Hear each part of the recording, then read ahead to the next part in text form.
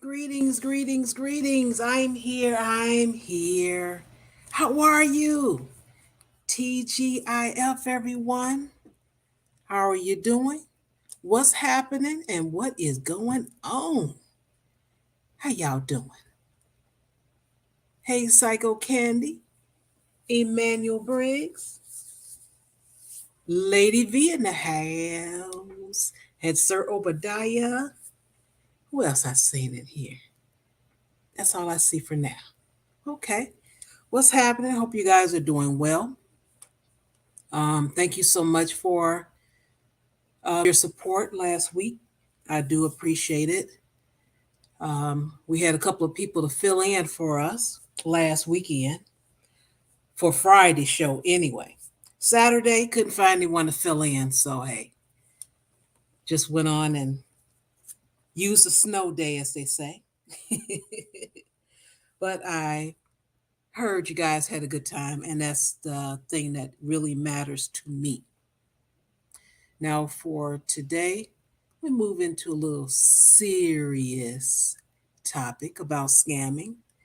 And I purposely mentioned that everyone is vulnerable at one time or another. Not that particular day, maybe not tomorrow, next week, maybe in your older years. You never know. There's so much going on. And that's one thing about the topic. We're going to go in different directions. Hopefully, we get some people to share. Hopefully, you're not embarrassed about it. Things happen. It does. So I'm hoping that's what happened. We get some participation. I think I remember a couple of scams and stuff I've been seeing, hustles, if you want to call them, but still the same. It's still a scam. So I have a video we're going to play, and we may end it a little earlier today. Our beautiful Ruby, she's been under the weather a bit, and I do want to take that in consideration. So it all depends on the participation if we're going to end it early and all of that, so she can rest up. So without further ado, let's welcome the wonderful and the lovely and the classic Ruby, everyone. Hey y'all. Oh my goodness, poor baby. Girl, I'm drowning in like mucus. You know what's crazy? So I've been on antibiotics now for over a week and they help the sinus infection, but it's Hmm. like not that they're creating this lung infection or whatever, but that's how it feels. So it just feels like I'm just in a string of illness. Like I'm just not gonna win. Like God wants me to miss spring altogether. I'm just gonna miss spring. Maybe I'll be better by July. That's what I'm kind of hoping for. Fingers crossed, review will be better by July. That's how I feel. So, Oh no. So, just TGIF, I'll work it out. I do what we do anyway. It's gonna be good. We're gonna have a great time talking about scammers, so hey, there's lots of different angles we can go with scamming too. Just you wait. I got something for y'all because apparently scamming is the new high value man. So I'm just saying there's a lot of ways we could go with this scamming topic tonight. Yeah, I did think about that too. I just said, well, I don't want to just, kind of push it. I'm like, let you get your rest. But hmm greetings, sheep Girl, stay I slept sleep for like TV. I think 4 or 5 hours. I made sure I slept. I woke up at like 9. I was like, I gotta get rested up for Shara's panel. I know Shara wants to have some discussion today. I was excited. I was excited for the deep discussion. It's gonna be a hard act to follow after Invasion of the Justa X's. I mean, it we got to really put it on today. So I made sure I got my rest ahead of time. Okay. And let's see what's different. Oh, Emmanuel, like I said, was a takeover last weekend. So tonight your name is spelled correctly. Okay, so shout Oh out to yeah, you. Happy birthday month to you. We got that in order. yeah. I'll sing to you like next week, or you don't want me to do it this week. Trust me, it'll be scary, but I will. I promise. Yeah, we'll get to you. We'll get to hmm you. We'll harmonize. Yeah. yeah. Trust me. Gotta get ourselves ready for keep the beat anyway, right? So get our Right. get our harmony on. Yeah, that'll be coming up soon. I can't tell you the exact week, but I'll play a little quick commercial so you'll know what we're talking about in case you do not know. Mhm. And here it is. Join Char Willie and Classic Ruby for their radio show, Keep the Beat. They broadcast every Wednesday night at 9:30 p.m. Eastern Standard Time on CRBJ, Classic R&B Jams. There are discussions of the songs, and that can take you back down memory lane. If you missed the live broadcast, no worries. Replays are uploaded on Mixcloud. So, follow JustAskChar Advice channel on Mixcloud and you will receive the notification when these broadcasts are uploaded.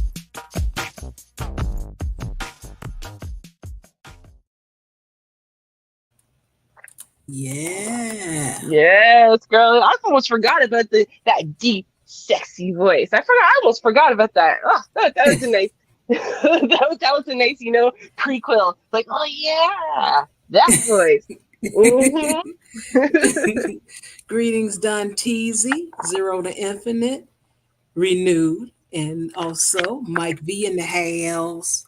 Welcome, welcome, welcome. Yes. Always a pleasure to see y'all.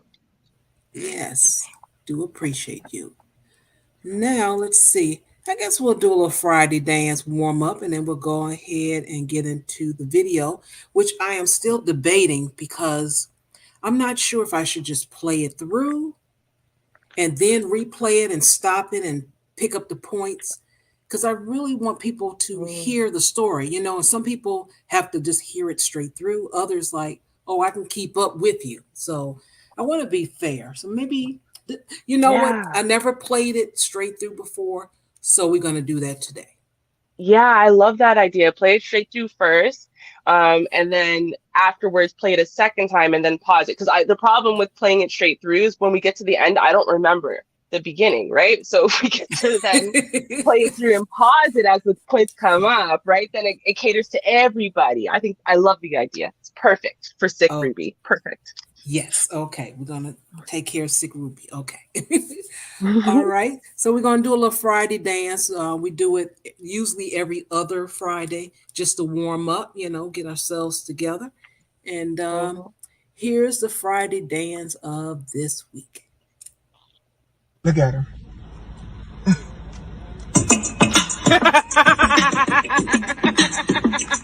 We gon' talk this thing over. Groove all in the middle of the night. Come on, come on.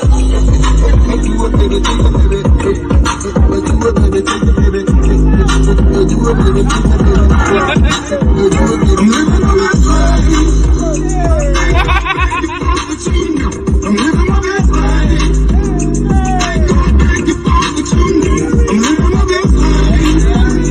Ain't no back to go. I'm living my best life. Ain't no back to go.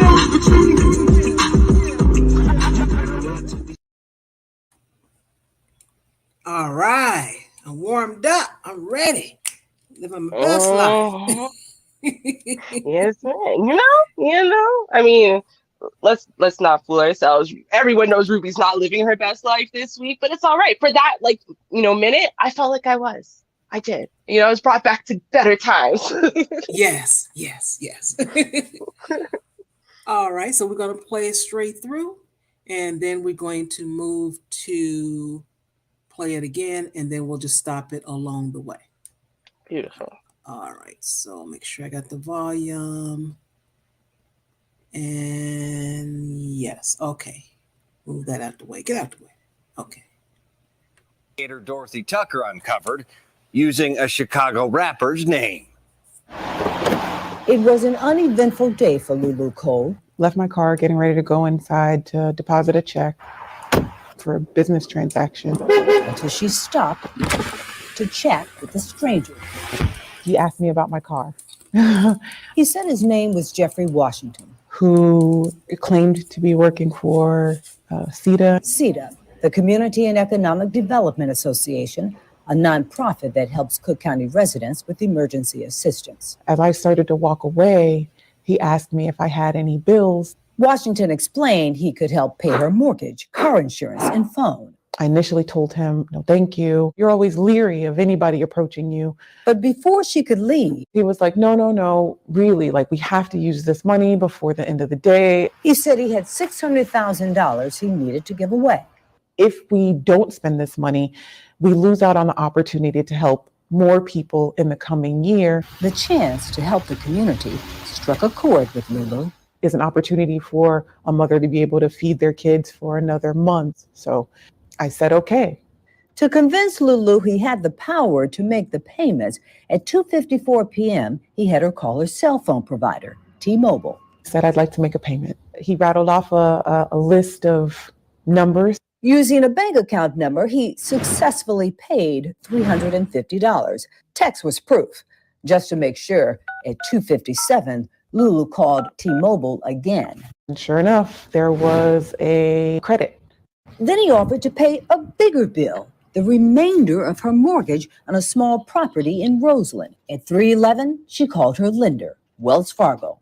Again, he, was talking to the representative at the bank, rattled off a bunch of numbers. 3:26 p.m., an email confirming the payment. All I heard from the representative was, oh my God, congratulations. At 4:02, she called back to confirm what she couldn't believe. 4:08, another email. Oh my gosh, he just paid off my mortgage. I can't believe this.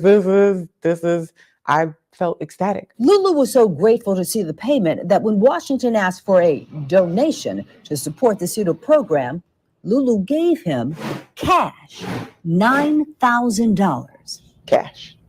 You got scammed. That's Lulu's older sister, Ibby Cole. I did not believe it. Determined to convince her sister she hadn't been conned, Lulu called Wells Fargo again the next day. And they're telling her, no, it's paid off. It's still there.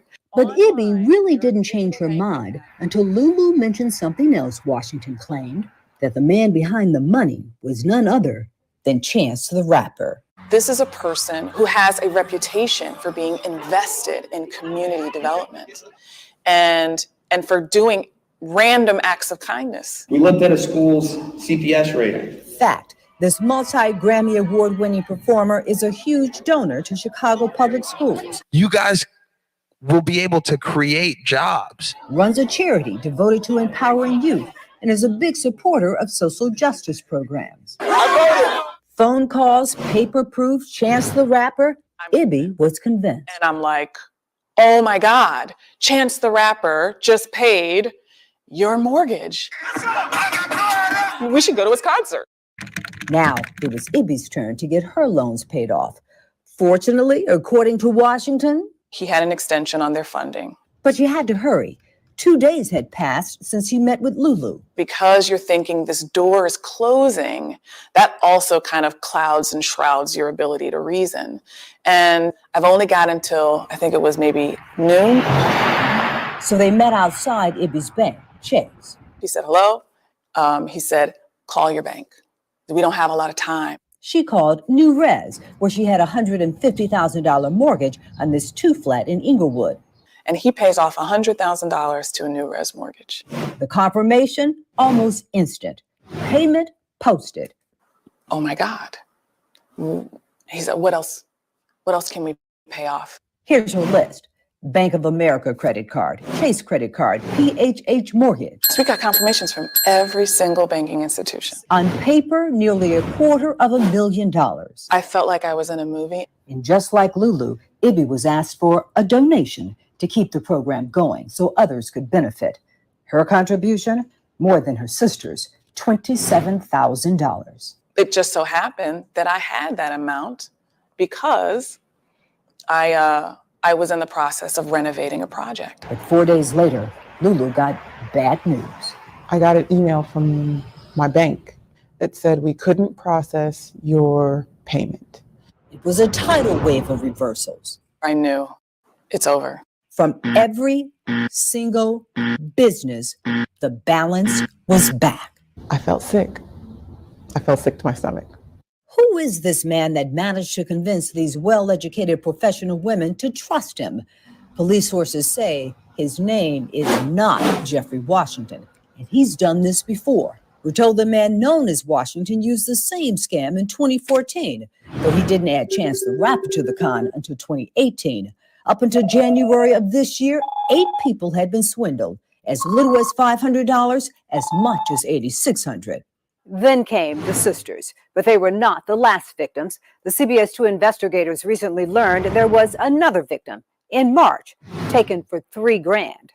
At a Starbucks in the South Loop, 2 months after they'd handed thousands over to a stranger, detectives met with the sisters to let them know they were not alone. We work hard day in, day out. For someone to just come in and take the knees out from up underneath them, it's devastating. And by the way, as you might have guessed by now, Jeffrey Washington doesn't work for Chance or CETA. We're not walking along the street and saying, hey, look, I'm a CETA representative. I can hook you up. That's Harold Rice, CEO of CETA. Has he ever worked for CETA? Not at all. Any association at all with CETA? None.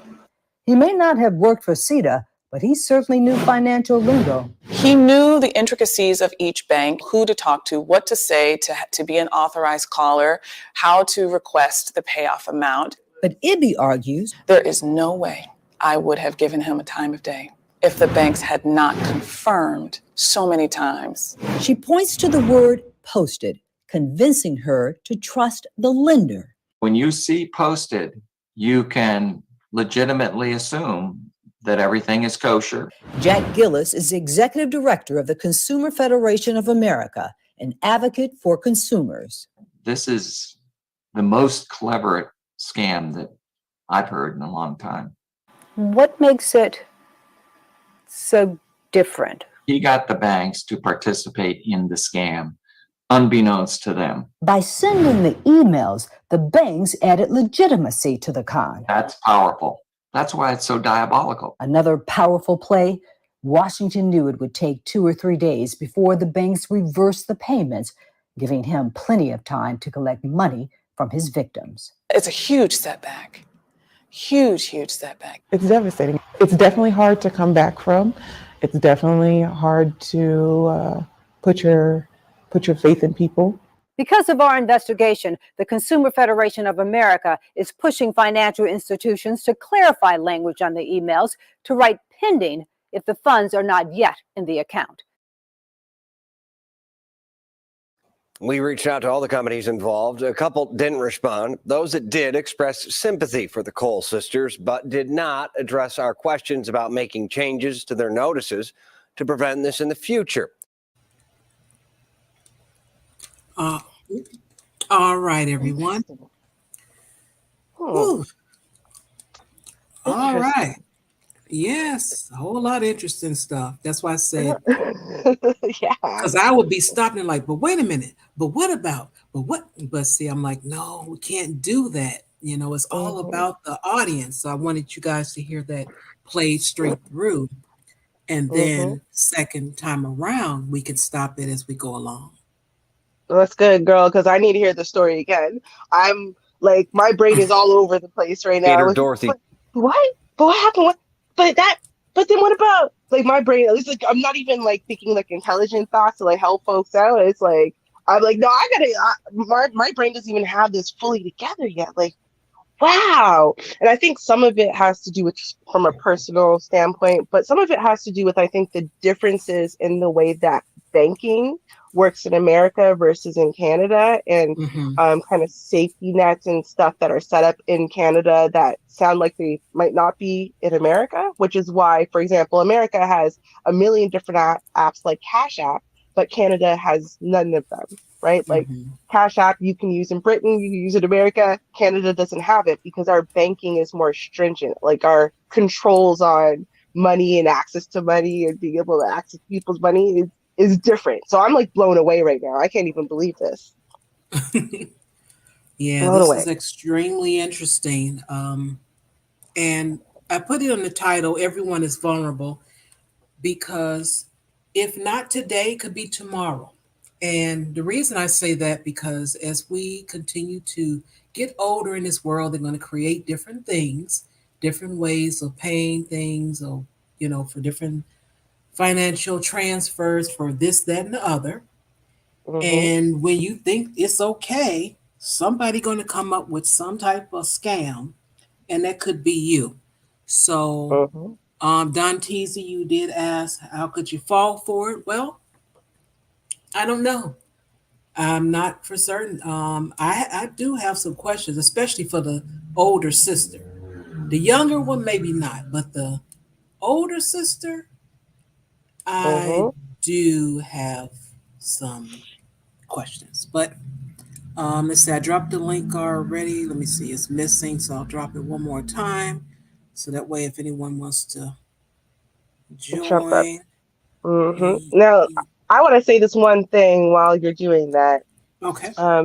Because I just watched, like, it's like a doc, those docu-series they make on Netflix. It's like it's based on a true story, but then there's actors and actresses playing out the story. Hmm. Um, and I just watched, I mean, there's so many of them. There's the Bad John or Dirty John or whatever that one was. There's a new one though I watched, and it was about a woman. I remember the story very clearly. It was this woman who was like a multi-millionaire, super famous vegan chef to the stars, and she had this big vegan restaurant. And then all of a sudden, it's like she was getting arrested for basically scamming her own restaurant and her own employees and not paying them and whatever, right? It was this whole thing. And I remember that story. And so for this docu-series to come out, and honestly, it echoes of what happened here.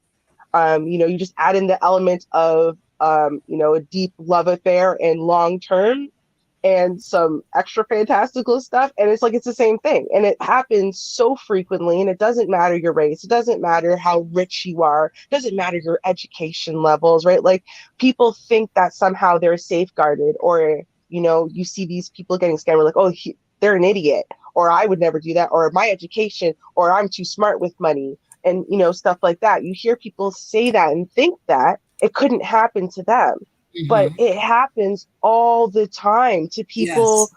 who are the very well educated. This woman Yes. is a business owner, vegan, like name a star, they eat at her restaurant, like that, like hugely. Everyone loved her, and where it's easy, it's so much easier than you think to get scammed, and it comes um because people know how to manipulate all those things that we use to judge whether someone's good or bad, whether someone's trustworthy or not, whether this is a good situation or a bad situation. Scammers learn all those things and they use them against you, right? So they convince you first that they're trustworthy. It's not like they Yeah. just make you an idiot. They convince you they're trustworthy first. And I hope everyone, if you catch nothing else, listen to that part of the story. They convince you objectively that they're trustworthy first before they go and be untrustworthy. All So it's an right. important thing. I want to hear the story again. My mind is so wow. Wow. All right. So we did have someone to join the panel. It is Vonda. Hello there. Hey Hey Shar, hey girl. Ruby. Hey Hope you're well, girl. Ruby. Thank you. I'm sorry for sniffling in your ear just now. I try to mute before I have to do it, so it's not gross. But Well, thanks for having me. I appreciate it. You know what? This story it's one of those stories where to me I really feel like it could happen to anybody. Hmm. Um, and it's very, very scary because the confirmation, the thing that did it for them, sealed the deal, was getting the confirmation from the bank saying, oh yeah, your loan's been paid off. Yep. It's Wait a minute, what? Wait, you're like, how can someone just do that, willy-nilly? You something had to have happened for you to be able to produce this is testimony. So it's like, okay, great. Hmm. But the minute I was coming up off of some cash money straight from me, I would have been like, Ding, ding, ding, ding, ding, ding, ding, ding, yeah, ding, the ding, ding, uh-huh. ding. minute money, when I got to exchange money, be like, yeah, I know you just saved me thousands, but I got 200 maybe, in case you ain't who you say you are. I don't want to be Hmm. out 27,000, $9,000. No. Right. Exactly. That's a problem with direct reciprocation, I think, too. If someone, let's say Chance the Rapper, right, Mhm. wants to pay off your mortgage, right? Well, you know what? That's not a big deal to someone who makes millions of dollars a year, right? When you only make $30,000, you can't reciprocate, right? So maybe you want to pay $100 to help him get a new tire or something, right? That's about equivalent to him paying your $200,000 mortgage. Like, we have to start, instead of saying, oh, well, this person did something so huge for me, so to reciprocate, I have to do something equally huge. Exactly. And I think Right. they kind of played on those ladies' like emotions, because they're like, you know, I would have been very grateful, and I probably would have been compelled to do the same thing, but I still, this is my hard earned, this is my blood, sweat, and tears. My money's my blood, sweat, and tears, because nobody has given me anything. So I'm gonna part with my blood, sweat, and tears. It's like, wait a minute, what's your name again, and where do you work? Right. Who are you related to? Who's your people? You know, Right. I need a little bit more information, because $9,000 is a big check to write. $27,000 is a big check to write. Right? Like, I'm trying to think to myself, when I heard that number, I'm like, could I ask my mom for $27,000? Like, I was honestly sitting there, like, even she, could I ask my mom? Could I break myself up and ask my mother for $27,000? Like, I can't even imagine being so bold, right, and entitled to ask someone for that large lump sum of money. Like, it just sounds crazy. $27,000. That's But like, that just tells me the amount of gratitude those women had. Do you understand? I mean, somebody comes in and says, okay, yeah, we're going to pay off your mortgage. What else? What other bill can we pay off? We just want to pay some stuff off. And you just see all this stuff just getting paid. You be like, oh my God, this is God. You know, you just get all happy. You be like, yeah, give me some money. This is nothing. Ain't that the other problem? You just did for me, you know? I'm so glad you said this is God, because I would like everyone to keep in mind the prosperity gospel and how it really helps scammers out, because prosperity gospel is not in the Bible. It's not of God. It has nothing to do with God or God's promises. However, because of the prosperity gospel and because of watching these pastors scam all of y'all for decades now and get themselves a second jet and a third jet and 3 mansions in the sky and all kinds of stuff, right? There's something that's so associated with God and money that, yeah, you tell yourself, oh, it's God. God gave me that payoff. God gave, no, that's not how God works. That has nothing to do with God. Okay, like, it's just damn. Ouch. Okay. Girl, I don't think I've ever had $27,000 all at once for me to have access to give to someone else, right? Like, I just know I'm lying. I'm lying. I had it once. And it's like, I'm just not about to give anybody 27,000 of anything of mine. 27,000 buttons, 27,000 hairpins, $27,000. That's a no. I'm not giving anybody. You're just, excuse me, who are you and where do you work? You know, I need some information. I need to confirm some things. You know, you're who again? Let me go look at your Instagram, you know, or something. There's something that claims you're who you are. The minute I have to start pulling some money out of my blood, sweat, and tears, I got to cut a chunk out of my blood, sweat, and tear cake. Everybody is privy to the blood, sweat, and tears cake. Everybody don't get a piece of this pie. It's like, wait a minute, who are you? And where do you work? Right. Credentials. I need some credentials. Okay, so I'm gonna play it and stop it. Because if it's like before when I was playing it, I stopped it a million times. So let's get started. Okay. Woo. Tucker uncovered using a Chicago rapper's name. It was an uneventful day for Lulu Cole. Left my car, getting ready to go inside to deposit a check for a business transaction. Until she stopped to chat with a stranger. He asked me about my car. He said his name was Jeffrey Washington, who claimed to be working for CETA. CETA, the Community and Economic. All right. So we're in a parking lot. This Red is where we flag. are. Red flag already. This is where we are. Psst. Hey, psst, psst. Hey, you. You got some bills you need paid off? Wait a minute. Who are you and where do you work? Yeah, so that's the first step right there. That is just, for me, I'm not stopping to talk to you. I'm just not. It's sketchy at best. Shar. It's sketchy, and that's just real talk. It's sketchy for a woman to be stopped in a parking lot by any man, any type of day. It's like, wait, excuse me. You know what the problem is, though, right? Is we've all heard of those one-off stories. It's the same way Mm-hmm. how women end up, dead somewhere because some person claims to be a famous model, scout, or photographer, or whatever it is, and people hear of the Mariah Careys or whatever who got discovered at a gas station, right? So they're like, well, if it could happen to her, why not me? Why can't I be the one in a million, right? Why can't I be the one who got hollered at and it happened to be some, star, right? It's happened to other people, right? I mean, it's happened to me, a multimillionaire literally pulled up to me at a bus stop. I was 15 years old, right? I mean, it happens. So then you think to yourself, why can't it be me? Because again, we're sold this dream that it's not actually as rare as it really is. Like we say 1 in a million, but we don't realize it's literally 1 in 100 million, maybe, it's not 1 in a million. Right. And It's that's why rarer I than wanted that. to mention not today, maybe tomorrow. And I was saying it because we all have different stages in life. If you think about it, you mentioned you were a teen. So Mm-hmm. you had less experience. So yes, you might have been more interested, stopped, talked about it, and gave into whatever it was. Right. Mm-hmm. This young lady, I believe, is in her mm, maybe mid to late 20s.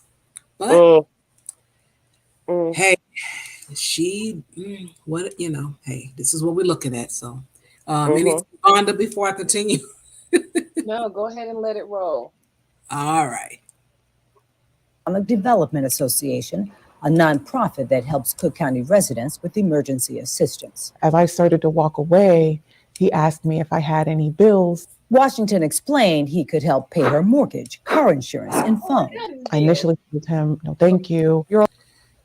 So now you want to pay my bill as I'm walking away. Psst, hey, girl, hey, but I can pay your bills. That's an attention getter. I'm sorry. That is an attention getter. Be like, oh, he's selling watches or he's selling meat out his trunk. You just gonna keep going. He's like, hey, you got some bills? Like, what bills you talking about? Oh, what? You got student loans? You got car note? Be like, well, yeah, I ain't got nothing but bills. Young Black woman in America. You living in America, you got bills. I don't know anybody who lives in America who does not have bills. Everybody got bills. So of course I got bills. What are you talking, sir? And that just piques your interest. Piques your interest. You're like, okay, so what do you have to say? Let me hear your spiel. Spit it at me. And I And what? think No one ever also, told them. Sorry, go ahead. oh, I was going to say, I think they're second generation foreign nationals, if I had to Mm-hmm. guess. But continue. Your turn. Go ahead. I was gonna say what? No one ever told them in life that nothing's free, because if that's someone's offered to me, I don't care what it is, right, or where I'm at, or how big it is. The point is that I don't believe that men are out there offering women anything for free. Yeah, I mean, free. What I got to do?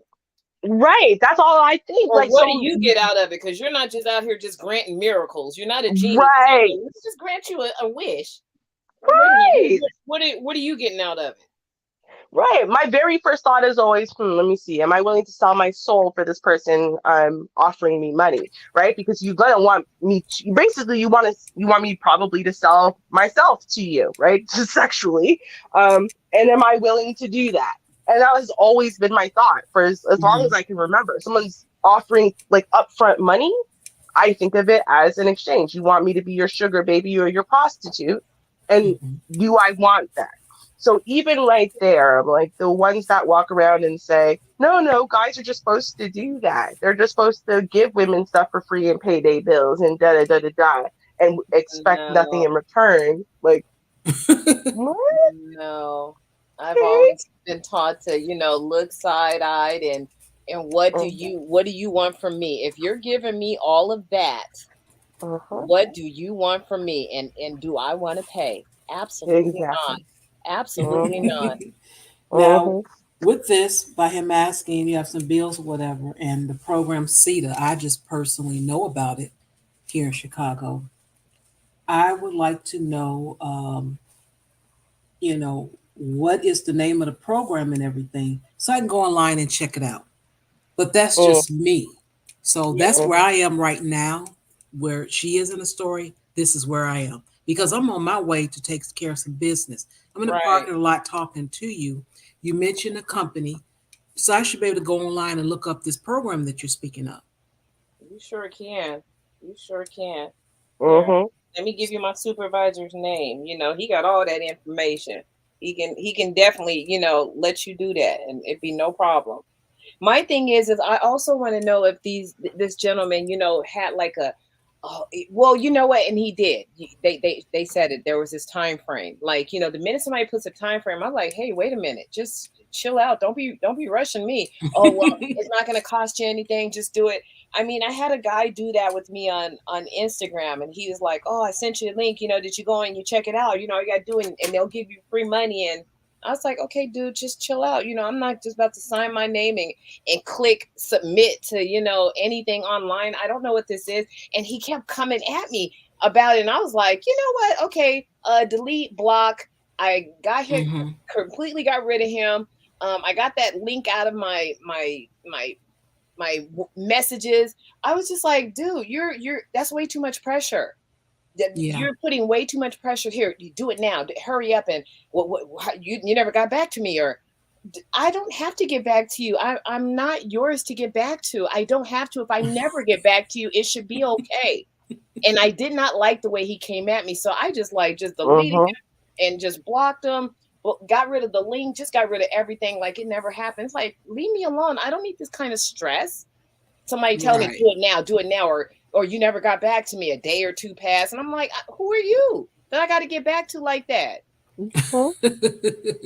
Yeah, that's one thing they teach you. Like at work, we have different modules we have to look at, Mm-hmm. different classes, and that is one big thing I want you all to pay attention to is urgency. Anytime there's urgency, whether it's an email, phone call, text, or being approached in the street, if there's urgency, Run. run. If you don't smell Red smoke, flag. if you don't smell smoke, then run, because it's that's something else how going they on with them. that's how they do. They use urgency. So I have a theory, it's just my theory. If it's good today, it'll be good tomorrow. Thank you. And I've always lived by that, and it works for me. Ever since I was scammed back in, well, I'll tell the story. And Don Teasy, I don't want to hear nothing from you. He's That's like, all I did got to you say. dump them? He'll say, we already know you dumped them. Oh, boy. All right. I'll play some more. All right. Here we go. Always leery of anybody approaching you. But before she could leave, He was like, no, no, no, really, like we have to use this money before the end of the day. he said he had $600,000 he needed to give away. If we don't spend this money, we lose out on the opportunity to help more people in the coming year. The chance to help the community struck a chord with Lulu. Is an opportunity for a mother to be able to feed their kids for another month. So I said, okay. To convince Lulu he had the power to make the payments, at 2:54 p.m., he had her call her cell phone provider, T-Mobile. Said, I'd like to make a payment. He rattled off a list of numbers. Using a bank account number, he successfully paid $350. I take that back. She's in her early 20s. So here we go. That's why I said second generation. Is that how you say it when it's the immigrant is the first one here, and then they have children a second generation? Is that correct? Yeah, I think No. so. Is it? No. So no. So the people who move here from another country, those are landed immigrants. Their Mhm. children are first generation. So I'm first generation because my parents were born outside of here but had me here. Okay, thank you for And then that. my kids are second generation and so on. All right, thanks for that. I wanted to clear it up. You're welcome. So, so he's like, he has some money, large sum of money, and have to get rid of it today. How convenient. Exactly. And you're sitting in a car in a parking lot. I mean, just think about that. You're sitting in the car in a parking lot and you got to get rid of it today. How about get out of the car and go to a location with some, I don't know, some billboards and different things or whatever, some stationery that says CETA and all that good stuff, stating that that's what we're doing. And why don't you have somebody with you? Why is it just you? So that's something else that would have gone through my mind. Hmm. Well, I mean, that shows you how financially kind of incompetent and illiterate some people are, though, right? Mm-hmm. Because it's like the idea that you have extra money you just got to get rid of makes sense. What a Like, it problem made to sense. have. Right? Like, on what level? Because if you have any type of financial competency, right, then you would think to yourself, well, if you had money you didn't have to spend on a bill and stuff, that's great because it goes into savings, stocks, bonds, something, right? Like, there's never too much money. Even if you have to withdraw from, say, a retirement fund or some type of fund that forces you to remove a certain amount of money every year for tax purposes, you Mm-hmm. take it out of that and you put it somewhere else. Like, you don't have to spend the money. Like, you can, there's never a time you have no choice but to spend money. But when you're not like really competent with finances, especially with the idea of not living just paycheck to paycheck or, hand to mouth, then it could make sense to you. It makes perfect sense because you don't know any better and you don't have any experience to understand that nobody says things like that because it's not true. You don't have to get rid of your money. Like, what? Like, what? Okay. Mm-hmm. Why? Did you rob a bank and you can no longer hold on to the money? And look, but even that wouldn't make sense. Because then why'd you rob the bank for? If you're just going to give away the money, what are you, modern day Robin Hood? Like, what is this? So Yeah, weird. yeah, that's it. Wow. Okay, let's play a little bit more. Text was proof. Just to make sure, at 2:57, Lulu called T-Mobile again. And sure enough, there was a credit. Then he offered to pay a bigger bill, the remainder of her mortgage on a small property in Roseland. At 3:11, she called her lender, Wells Fargo. Again, he, was talking to the representative at the bank, rattled off a bunch of numbers. 3:26 p.m., an email confirming the payment. All I heard from the representative was, "Oh my God, congratulations." At 4:02, she called back to confirm what she couldn't believe. 4:08, another email. "Oh my gosh, he just paid off my mortgage." I can't believe this. This is, I felt ecstatic. Lulu was so grateful to see the payment that when Washington asked for a donation to support the CETA program, Lulu gave him cash, $9,000. Cash. You got scammed. That's Damn. All right. Now, for me, it was cash. That was the thing. He did everything electronically. Why do I have to give cash? That's what bothers me. Because if I'm donating, I should get some type of receipt so I can use that for my taxes. I just donated. And I don't know if this lady, knows that and she thought about it, just didn't say it in this interview. But that is a taxable contribution. So usually that's what they do. What's the guy name? Umar Johnson. That's what he always mentions, that it's taxable. I mean, it's a tax exemption. So you just think about it. What was with the cash? Why did it have to be cash? I want, something that I can trace. Why do I have to do that? Exactly. That it's not payable to CETA, CEDA. That's what I want to do. An Or electronic, Chance the Rapper. transfer would have shown up somewhere. A paper check would have shown up where, heck, a freaking money order would have shown up somewhere. So it's like, she had to go, okay, yeah, I'm going to go to the bank. I'm going to the bank. You got to drive to the bank, the 5-10 minute drive to the bank. You're thinking, okay, I'm about to get this money. And Did they predetermine what the amount would be, or did she just say, you know what, I'm gonna give him, I have 30,000 in the bank. I'm gonna give him, 9,000, because this is just a great thing that he's done. A lot of my debt is gone. My savings, feels free to me. So okay, I'm gonna give him 9,000. So she goes and she gets his 9,000. They counted out 100, 200, 300. I mean, they're counting this money out. You have all this time to think about it. There's no way I'm handing over cold hard cash to anybody.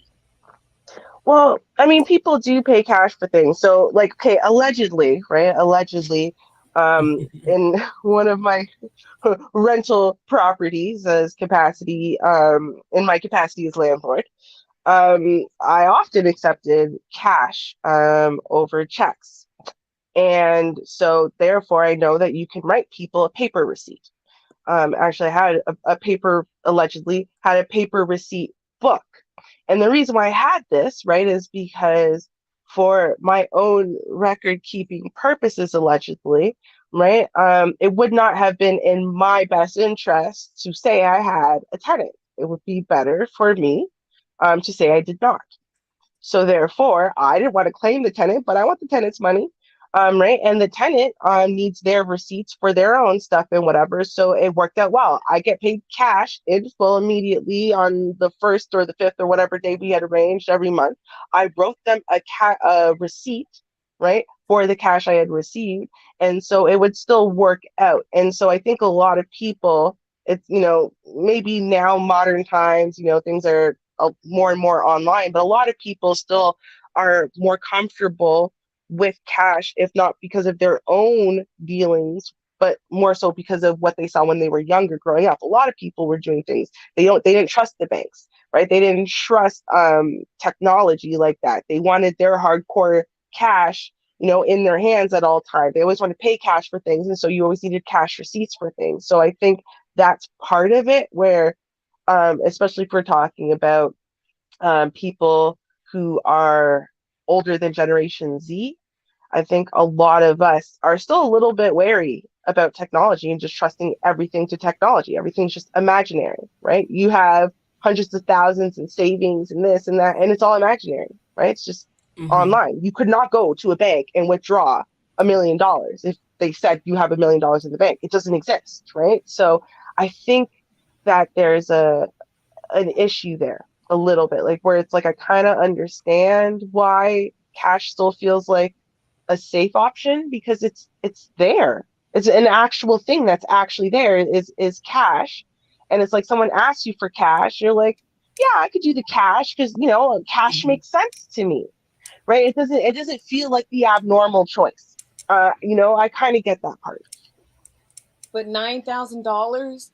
No, I wouldn't give anyone $9,000 for anything. 200, 300, even 500, but Yeah. 900, like I say, it takes a minute to count out $9,000 in $100 bills, so I'm like, wait a minute, I'm about to, okay, now he said he worked for CETA. Let me just look him up on the company, organizational chart to see if his name is on there, or let me call and ask, is he there? They tell me he's on lunch or something. But I need to verify this guy. I'm not about to give nobody no $9,000 cash or nothing. No, I wouldn't have. Yeah, even I wouldn't have done it electronically. Right? Giving you $9,000. Like, what do they look like? Right? But like, Well, I'll tell you I this: I wouldn't have done it that early because yeah, you want a donation for the foundation. It's gonna be Are there. you closing tomorrow? Yeah, exactly. It's gonna be there. Where's it going? Right. So I want to wait till the first of the year so I can use it for next year. So I'm gonna donate then. How about that? So I think a lot of people also don't know or understand banking fully to understand how that money clearing thing works. Right. This is why banks put holds on accounts, right? They say you can only withdraw a certain amount of time and so on and so forth, because you could actually get pretty far along that trail of transferring money that doesn't exist from, the set point before, they figure it out. I think it's like 3 business days or something. So I think, unfortunately, a lot of people think that just because they see the money in their account, that means everything must have been cleared and checked, right? obviously, how could he send the money if it wasn't really there? Right. And I don't think people realize, well, you don't know what happened in his bank, what the hold level was at his bank's level. Maybe he has no holds, so he could transfer as much as he wants. So he could have deposited an empty envelope today for 50,000 and sent you 44,000 of it. You know what I mean? Like a lot of people don't think that through. They think, oh, well, I see the money in my bank. It's as good as cash. And that's not necessarily true. Gotcha. Gonna give a shout out to Tony. Thank you so much for contributing to the panel, to the show. I appreciate it. And you have made Sheed sing. So Sheed, hit it.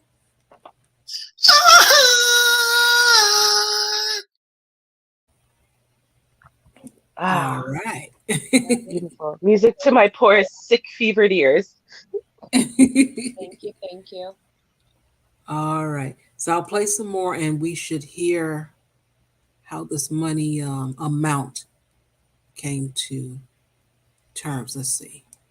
Lulu's older sister, Ibby Cole. I did not believe it. Determined to convince her sister she hadn't been conned, Lulu called Wells Fargo again the next day. And they're telling her, no, it's paid off. It's still there. But Ibby really didn't change her mind until Lulu mentioned something else Washington claimed, that the man behind the money was none other than Chance the Rapper. This is a person who has a reputation for being invested in community development and for doing random acts of kindness. We looked at a school's CPS rating. Fact, this multi-Grammy award-winning performer is a huge donor to Chicago public schools. You guys will be able to create jobs. Runs a charity devoted to empowering youth and is a big supporter of social justice programs. Phone calls, paper-proof, Chance the Rapper, Ibby was convinced. And I'm like, oh my God, Chance the Rapper just paid your mortgage. We should go to his concert. Now it was Ibby's turn to get her loans paid off. Fortunately, according to Washington, he had an extension on their funding. But you had to hurry. 2 days had passed since he met with Lulu. Because you're thinking this door is closing, that also kind of clouds and shrouds your ability to reason. The urgency. Yeah, that's that urgency. I have to get rid of $600,000 today. Oh, you know what? We got an extension, but it ends in a few hours. So I need some cash. There we go with the, that urgency and the cash.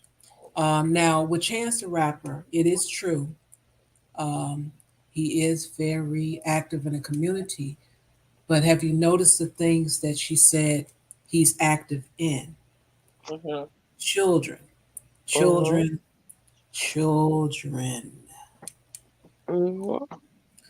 So even that did not spark any red flags. And I understand at this point, because she's like, my sister got zero balances. Shoot, let me go on over here. Chance did this. All right. Mm-hmm. Yep. Unfortunately, I think sometimes people, specifically women, because I don't think men make this mistake, but I think that women sometimes make this mistake where they'll see if a man is interested in helping children, women and children, they just put them together. And it's like, no, they're not together. They are actually separate issues of concern and separate issues of investment. And so, but I see a lot of women kind of confusing those two things. It's like, well, they'll sometimes talk about protecting women the way you would talk about protecting children. And it's like, well, it's not exactly the same kind of protect though, is it? Because, a woman is grown and children are not. It's a little different. So I think that's the first thing I think of. The second thing I think of, though, quite simply is, okay, so if a star is behind giving you a large amount of money, wouldn't you be able to talk to that star? Like, wouldn't they? I've never known one of these stars to give away a whole bunch of money and not put it on their Instagram or, some type of live that they're doing, announcing it, bring you on to let you know you won the money or show up at your door with the camera, something. You know what I mean? Like, I've just never known that to be like, oh, well, guess what? So and so is going to give you money, but we're keeping it hush hush, and you can't even talk Quietly. to them about it. Yeah. What? Hey, Quietly. Yeah, I don't know how that would work. Um, but for sure, I should be able to look that up. So that's why I was thinking about a website. This guy approaches me in the parking lot, say, I work for Chance the Rapper, and I got this $600,000. I got to get rid of it today, or else we lose funding. And okay, let me get the website. I'll check it out, and I'll apply later. I got something to do. I got something on the stove. I gotta see a man about a dog. I'll catch you later. mm-hmm. Oh yeah, speaking of that losing funding bit, there's literally nobody who's funding you who's going to penalize you for not spending too much money, right? They would much rather you be money efficient. Um, so it's like, oh, we got it done. We thought we were going to need 50,000, but we actually got it done with 35,000. They're not going to be like, oh, that's it. We're not giving you a grant next year. Like no one's going to do that. Like, why would you think that makes sense? Whole And story is crazy. and I know for nonprofits, they have to get rid of all of it by the end of the year. And okay, that's fine. But still, you're sitting in a car trying to get rid of $600,000. To So are stranger. you really diligent in what your duties are? Right. But You it's know like, what? I thought the same thing. It's like, what have you been doing all year? What you wait till the last minute and you have all this money? It's like that's what I was thinking. Like, what the heck? What have you been doing? Why you wait so late? but like even if it's like in the case of a nonprofit, right? You don't actually have to literally make the money disappear. It just has to all be allocated, right? So Mm-hmm. okay, well, hey, we've got more money, especially now it's Chance the Rapper who has dozens of different programs already on the go. All you have to do is allocate the money to one of those programs or divvy it up amongst the programs. Problem solved. Like it just seems like again, just stopping and thinking about it, like Mm-hmm. but we're you could just give the money to anything. Like, why would you need to be sitting in a car and hoping some random people walk by that are desperate for some money for you That to are give in them? need. Like, what? Who need their Yeah. bills paid? Who needs some bills paid? I Let's just take can't. I that can't do without next y'all. Like, scenario. what? You Right. have some bills. I have nothing but bills, of course. Really? I was the only one you saw all day that was desperate and had bills? Really? Wow. Look at my luck. Like, what? God. Hey, girl. Psst, psst, psst. Girl, I got this money I can't give away, girl. You You need got some some bills paid. bills? I Come on hated that. now. Just stop it. Just stop it. Just Hmm. just stop it. Too much for me. Hey, Khadijah, and congratulations. I know you've been working hard. I've seen you over the past 3 years. You're always busy working school. And I am just so happy to see your progress. Congratulations to you. I'm very happy to see that. You go, Oh, young lady. wow. You go. Congratulations. That's amazing. Go, Yes. Khadijah. I like to see that. Now I'm going to put you on the spot, Khadijah. Now, Khadijah is a beautiful woman. She's out Hmm. there working and stuff. Now you think about it. I've been seeing this for years. I may be 1 year behind, and maybe 4 years, not three, but I definitely can say 18. Let me see, 19, 20, 21. I remember chat rooms and stuff. The woman is always busy. She hungry. She got to go to school. She's sleepy. Something. I know she's always doing something. And to see the progress is wonderful. Now think about all this game that these guys are getting. Hmm. And I don't see anything about, man, I got a good woman. I'm about to get married. Or, man, I got a good woman. I ain't got time to be in these chat rooms. I don't see, I don't see that as much or at all. Maybe a few, but not really. So that's why I want to say I'm so glad to see progress. You go, Hmm. girl. You go. Hmm. Go, Hmm. Khadijah. Go, go. Amazing. Hmm. All right. So we'll play some more here. And I've only got until I think it was maybe noon. So they met outside Ibby's bank, Chase. He said, hello. He said, call your bank. We don't have a lot of time. She called. Okay. They met outside of her bank, and he said, call your bank. We don't have a lot of time. I thought I misheard that. Is that what you guys heard? I'd be like, stop rushing me. I'm like, wait a minute. The hair on the back of my neck is starting to stand up. I'm starting to sweat and my heart's starting to palpitate a little bit. I'm like, wait a minute, you being a little bit too anxious. But the outside of the bank, we're meeting at the bank. I'm thinking about to go in. Because he's ready for her to go in and go get that cashola. Right. So I got to stand outside the bank for you to call to pay. And then I got to go in the bank to get some cash. 27 G's. Come on now. I'm like, this is too much for me. And I just say, I'm not judging her. She wasn't in the right frame of mind or whatever was going on. But for me, I'm like, wait a minute now. Why don't you go in with me? Because I know me. I'm like, I thought we going in. Oh no, I'm gonna have you to call. On camera too, fool. I'm like, call? No, you come on in. And you go ahead and meet with a banker while I'll go to the teller. Oh, no. See, I ain't going to. And then that's when my mind would ding, ding, ding, ding, ding. At least that, I think my bells and whistles would have went out off then. And I'm like, oh, wait a minute. You know what? Thank you for helping my sister. I'm gonna, if you got a program later on, I'm gonna sit this one out and see how that would have worked. Yep. Yeah. Let me play some more. Called New Res, where she had a $150,000 mortgage on this 2-flat in Inglewood. And he pays off $100,000 to a New Res mortgage. The confirmation, almost instant. Payment posted. Oh my God. He said, what else? What else can we pay off? Here's her list. Bank of America credit card, Chase credit card, PHH mortgage. So we got confirmations from every single banking institution. On paper, nearly $250,000. I felt like I was in a movie. And just like Lulu, Ibby was asked for a donation to keep the program going so others could benefit.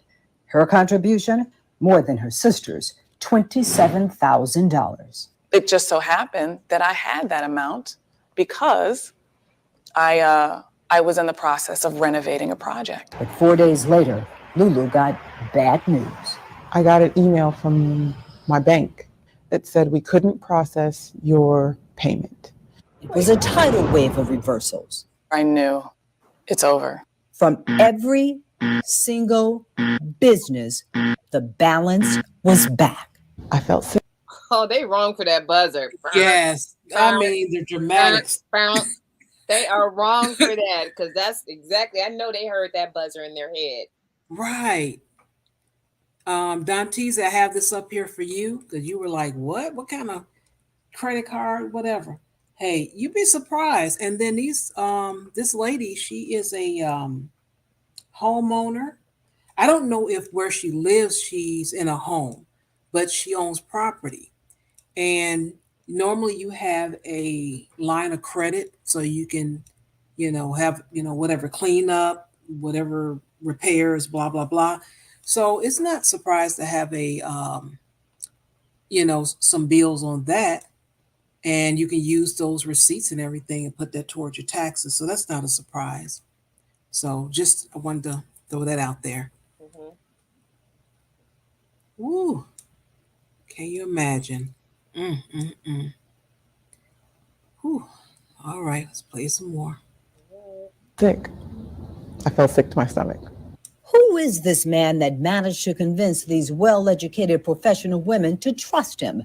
Police sources say his name is not Jeffrey Washington, and he's done this before. We're told the man known as Washington used the same scam in 2014, but he didn't add Chance the Rapper to the con until 2018.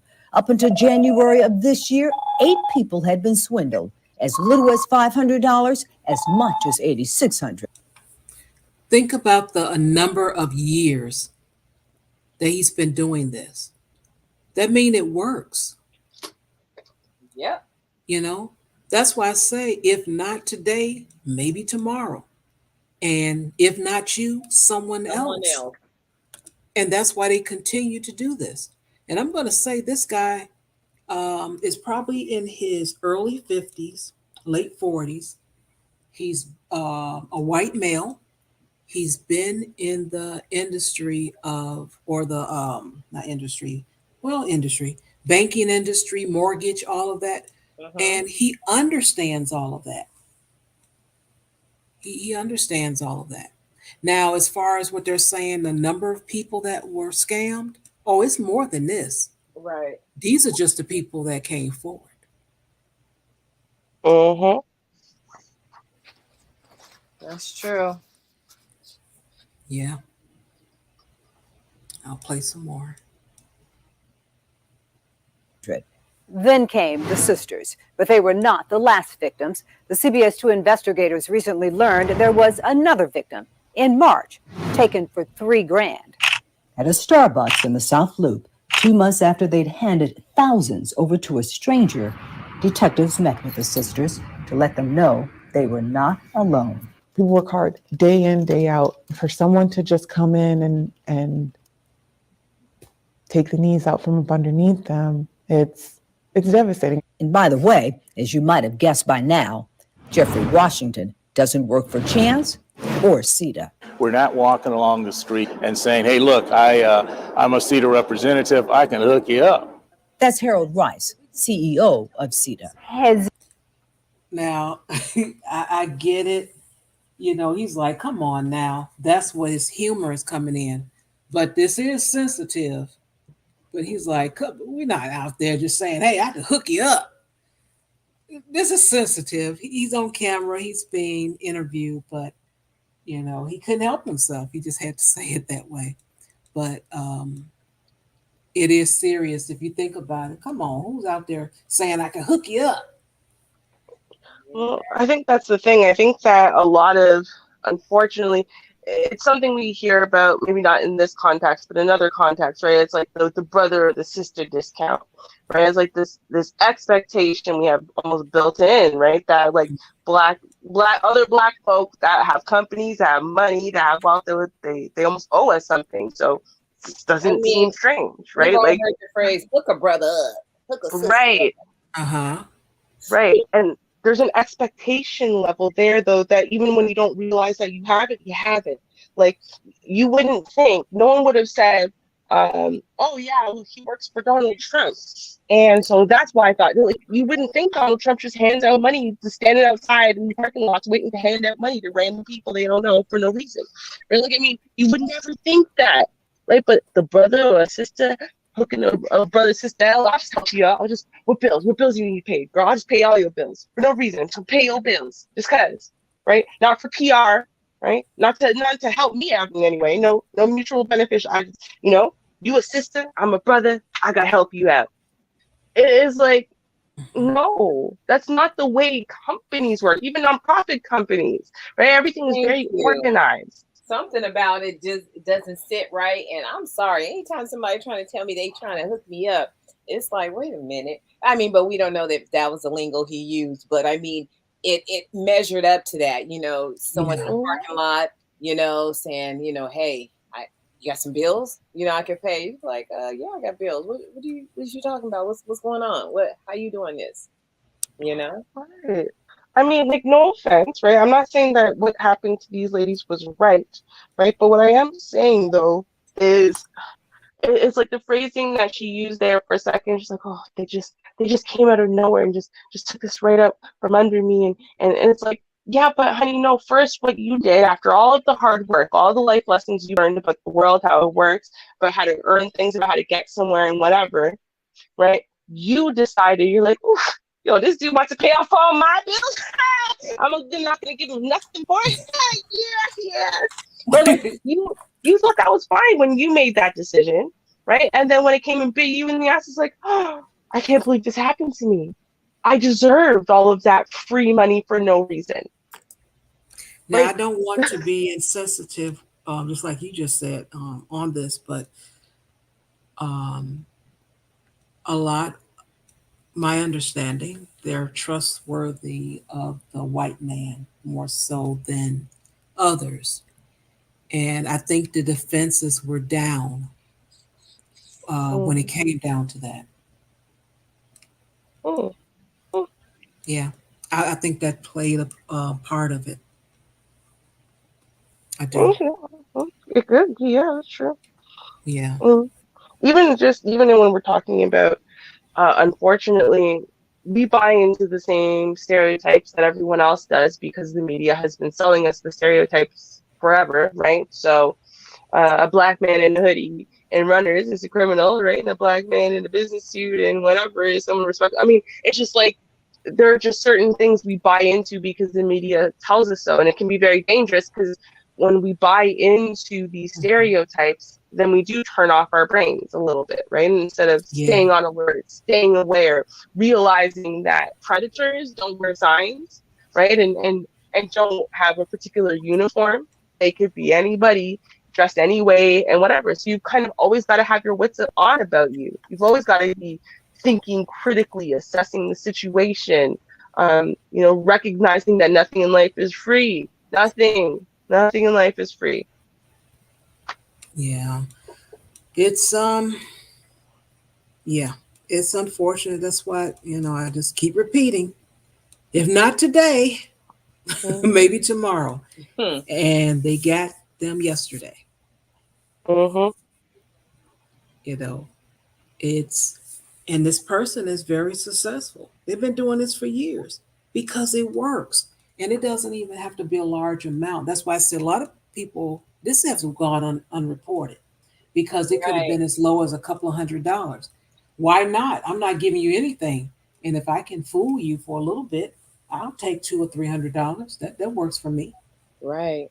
And I think this man also has done this in probably different states.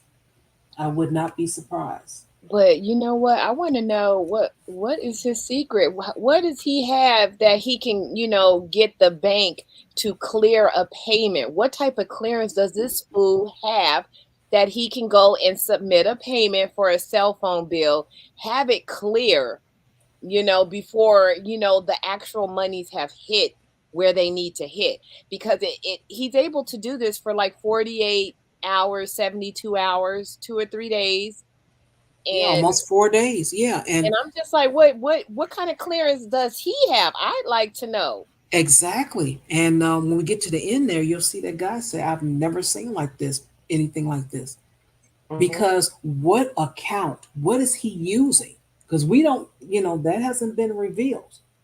Mhm. We may want to do some research to find out what the latest scam. Are they using ABC type of accounts for this type of scam? And I would think that type of clearance, it's going to be tied to your social security number and ID number at your ex job or something. Somebody has to know who this dude is because he just calling in payments, electronic payments all over the place, and they're clearing. It's not like, oh, there's a hole. No, that mess is cleared, you know? Well, he stole Yes, someone else's everything, right? So yeah, it is. It's actually it's tied to a few things. It's tied to your income. It's tied to your credit score. It's tied to your payment history, and it's tied to your bank, your total investments, right, in that financial institution and whatever. So, like, for example, when we opened the high interest, well, not the high interest, but the high spender account, and put the $40,000 check into our account, and that was for the wedding, right, from my husband's mom. At first, even though it was literally a cashier's check, that means they literally took it out of the woman's bank, okay, made the check. It doesn't exist. The only place it exists now is on this piece of paper, Mhm. right? So, and then we brought it to the bank. That's a new account.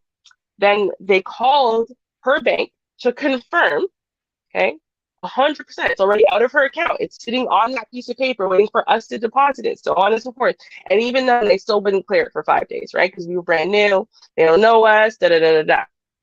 Even though they had all the confirmation they needed. But then from then, all of the wedding money, like money that we got from the different events and whatever went in there, and paychecks, everything started going in there, right? And our limits started raising over time, right? So even though we didn't have the greatest of credit, but our limits still started raising, and that delay started becoming shorter. In essence, we were building trust, and we were building like value. We have a very high value account, first of all, which when you have a certain amount of money in the in an account, then you don't have to pay the outrageous premiums. If you're so I think it was like $1,000 a month for the premiums for the account we had, the type of account we had. But because we were over $20,000, then we got all of that for free. So there's like all these little different things. So probably what Buddy did was just steal someone's history who already had that set up, right? So they already have a business level account that needs to be able to make huge transfers, right? Because we needed to be able to make those types of huge transfers, get them cleared quickly and whatever, because it was all for the wedding. So business people often have subcategories of accounts like that. And so he probably just stole that from someone who had already established that. And then it's like, yeah, you've got a limit of up to say 100,000. We're just going to trust that if you deposit something up to $100,000 and you need to move it tomorrow or, in an hour or whatever, we're going to clear you all but $100,000. And they do that, just depending on those different things. So that's why I said, I'm like, a lot of people don't realize, because they might have $100 limit, right? They don't realize, like, no, there's lots of different account subtypes you can get. And over time you can build up where, yeah, you can get unlimited. But there are very rich people out there who have no limits, literally no limits. But I'm wondering, with him, he can't use the same account because they will track it. If it, can't be his, because they would track it back to him. So he's he can use someone else's, and he can hit as many people as he can within a time frame. But what type of account is it? Is it just straight business accounts for who? For what company? So this is interesting. Where is he getting this information from? That is high tech criminal. Yeah.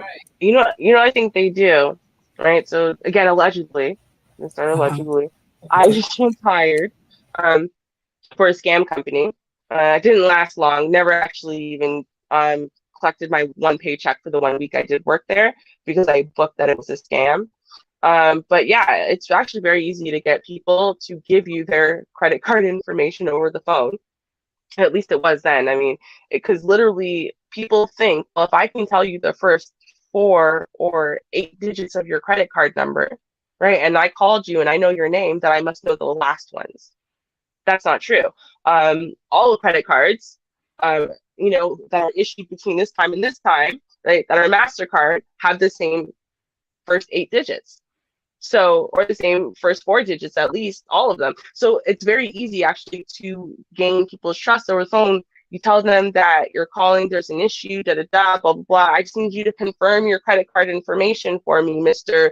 Whatever. Okay, so what I've got here, and of course I can't say the last ones, for privacy issues, to make sure you are who you say you are. It's to help you out, brother. But here are the first 4 digits. Right?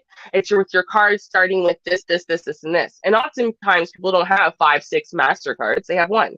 So they don't realize all of them start the same. They think it's a totally original number. So you must know something. And then from there, you get people to give you the credit card information. You can do a basic credit check with someone's birth date, a credit card, and their name. And then that basic credit check, that can actually give you their social security number. It can give you a lot of information, which then, you see what I'm saying? It's actually not as hard as people think it is to steal someone's identity altogether. Well, not that part, but the part of a company. Because I'm thinking with these high numbers, he's got to be using some type of company fund, not a personal. Yeah. He doesn't. That's what I mean.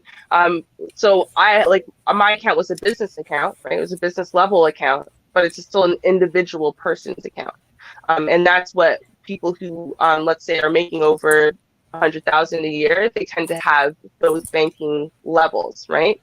So you don't actually have to have like, even like if you were the corporate manager of a Fortune 500 company, you would still have a business personal account, right? It wouldn't be a business account. All of the accounts that are directly to the business aren't attached to your name, and you would need more than one signatory to move stuff around. So they have personal accounts as well, but Right. that need the same amount of power and moving and stuff. That's what I mean. And like, people don't realize just how much just above us, like us normal people, just above us, how much banking and stuff like that changes. It really is different. And you pay a premium, which most of us cannot afford because you're paying $100, $500, or $1,000 a month for a particular type of account. But if you're paying $1,000 a month, that buys you a lot of premium. I'm telling you, it's crazy. I'm thinking he has some banking information, but let's play a little bit more. Has he ever worked for CETA? Not at all. Any association at all with CETA? None.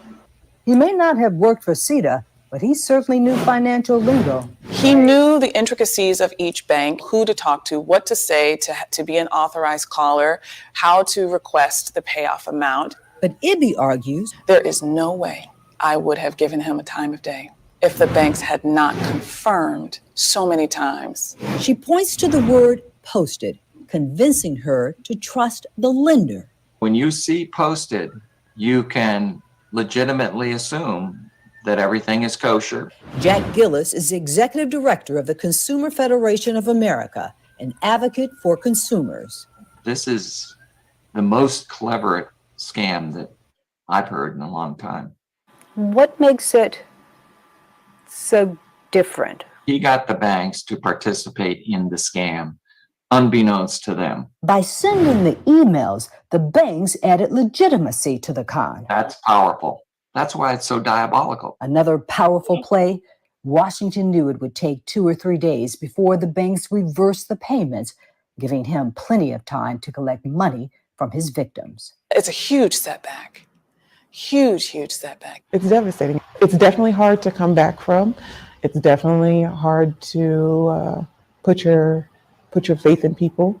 Because of our investigation, the Consumer Federation of America is pushing financial institutions to clarify language on the emails to write pending if the funds are not yet in the account. See, but that's the part I find confusing. And so I was like, no, this must be a difference between American and Canadian banking. Yeah. Because unless my bank has verified the money and whatever, I don't see it. Right. And so now let's say I were to, and this is what I'm talking about, like with the transfer, right? But let's say I put a check into the account that is not going to clear until they've cleared it, right? Well, then it literally isn't in my bank balance. I can go somewhere and check that it's pending, right? And that I'm waiting for confirmation for the bank to clear it, but it wouldn't be included in my bank balance. It's just like money I have, right? Until after they've done their call arounds, right? So there'd be evidence of the deposit. I deposited this amount, but it hasn't cleared, so my balance still doesn't include that amount. So I think it's weird that the banks were on more than one level. I mean, obviously the banks even gave them access to the money, right? For what the banks are saying, oh, well, we supposed to, we didn't say it was cleared, or yeah, but then you let them spend like these massive amounts of money. Right. It wasn't like a couple of G's, $44,000, like posted, paid off. You didn't verify those funds? To me, that would have been major confirmation. If I had gotten that from a bank, I'd be like, okay, because you know what, when it comes down to it, either it's there or it's not. Right. Exactly. And obviously it wasn't there. He has some sort of inside track on how to get things to post. He has some sort of clearance. Not just any old employee, at a financial institution can just, do that without them tracking it back to, that's tracked back to ID number 746345. That's Kent Parker. Kent Parker did this. Come on, it's not that open. It can't be, and if it is, that's scary. Yeah, and it's been going on for years. Think about it. This guy's been doing this for years. So there's so many things that has changed in years. I mean, a lot of banks that we have here, they no longer use the envelope deposit. You can, but they kind of prefer you just put the money in the machine now. Like what? So that has The changed. cash, the check, they do not do that envelope. You're right. They don't do the envelope. Just put it right in the little slot. They're going to scan everything right there. So it's a lot has changed, and this guy been doing this for years, almost 10 years. So I'm like, well, what's going on? What inside? What the heck does he have going on? I have not heard anything like this before. Um, and this consumer guy that works for people, he never seen anything like this himself. I don't know how long he worked for them, but it's like this is new to him. And this is um this is something, and this is going to continue. That's the other thing. And this guy, he's not done. After these ladies, some more people were scammed. Right. And it's just not going to stop, especially since the pandemic. People are in need of Scams have different gone things. up. Yeah, scams have gone up. Yeah. The thing that is just not clearing 100% for me with their story, though, Okay. which tells me that they're a little bit more. I won't say like as in implied as in they're responsible or they were totally in on a scam per se, but for them to just be like, no, I did all of the most intelligent things. I was just caught so unaware, and it's the bank's fault. Well, my issue is that in both cases, the women said, thank God I had that amount of money at the time, right? So when they made the payments, right, one made $9,000, the other one made $27,000. They were actually paying him from their own money, which they were aware of. Right? Okay. Now, my issue is this: so if someone gives you $42,000, and then they ask for some of it back in donation form, why didn't you use literally the money that he sent you? Right? Like they both made it very clear that they used their own money. Like they used money that they had, not the money he sent. Which then tells me that to some extent they knew they didn't have that money yet. Well, the money And that's went why to they the used money for something creditor. else. Didn't the money just go to the creditor to pay off, those outstanding, loans that they had? Yeah, that had Did nothing it? to do with Okay, their account. okay, so it didn't go to their bank account. It went to, because I don't know, because I know she was saying the first one, they were saying she was talking to the bank, and then he was on the phone with the bank, and then, but I guess the creditor is the bank. Because Then he is what you're was saying? telling her to call and see if it's been paid off. And she's like, okay, and you go through the little automated thing, and they go, oh, paid off. He's like, wait a minute, what? Okay, let me do that again. Press 1 to speak to an operator, or press, they tell you to do all that. So she's listening, and it's like, oh no, it's paid off. And you're like, what? What the hell? And then he did that for like several accounts. It wasn't like he just did it for one. And these were like, in the tens of thousands, 44,000, 100,000. I'm like, okay, that to me is just, that's the mind boggler right there. And that sounds too good to be true. Don't believe it. This is a scam, you guys. Don't do it. I'll play it again for you, Ruby, and this time I won't interrupt it. Okay. Until you tell me to. Okay. The check for a business transaction. Until she stopped to chat with the stranger.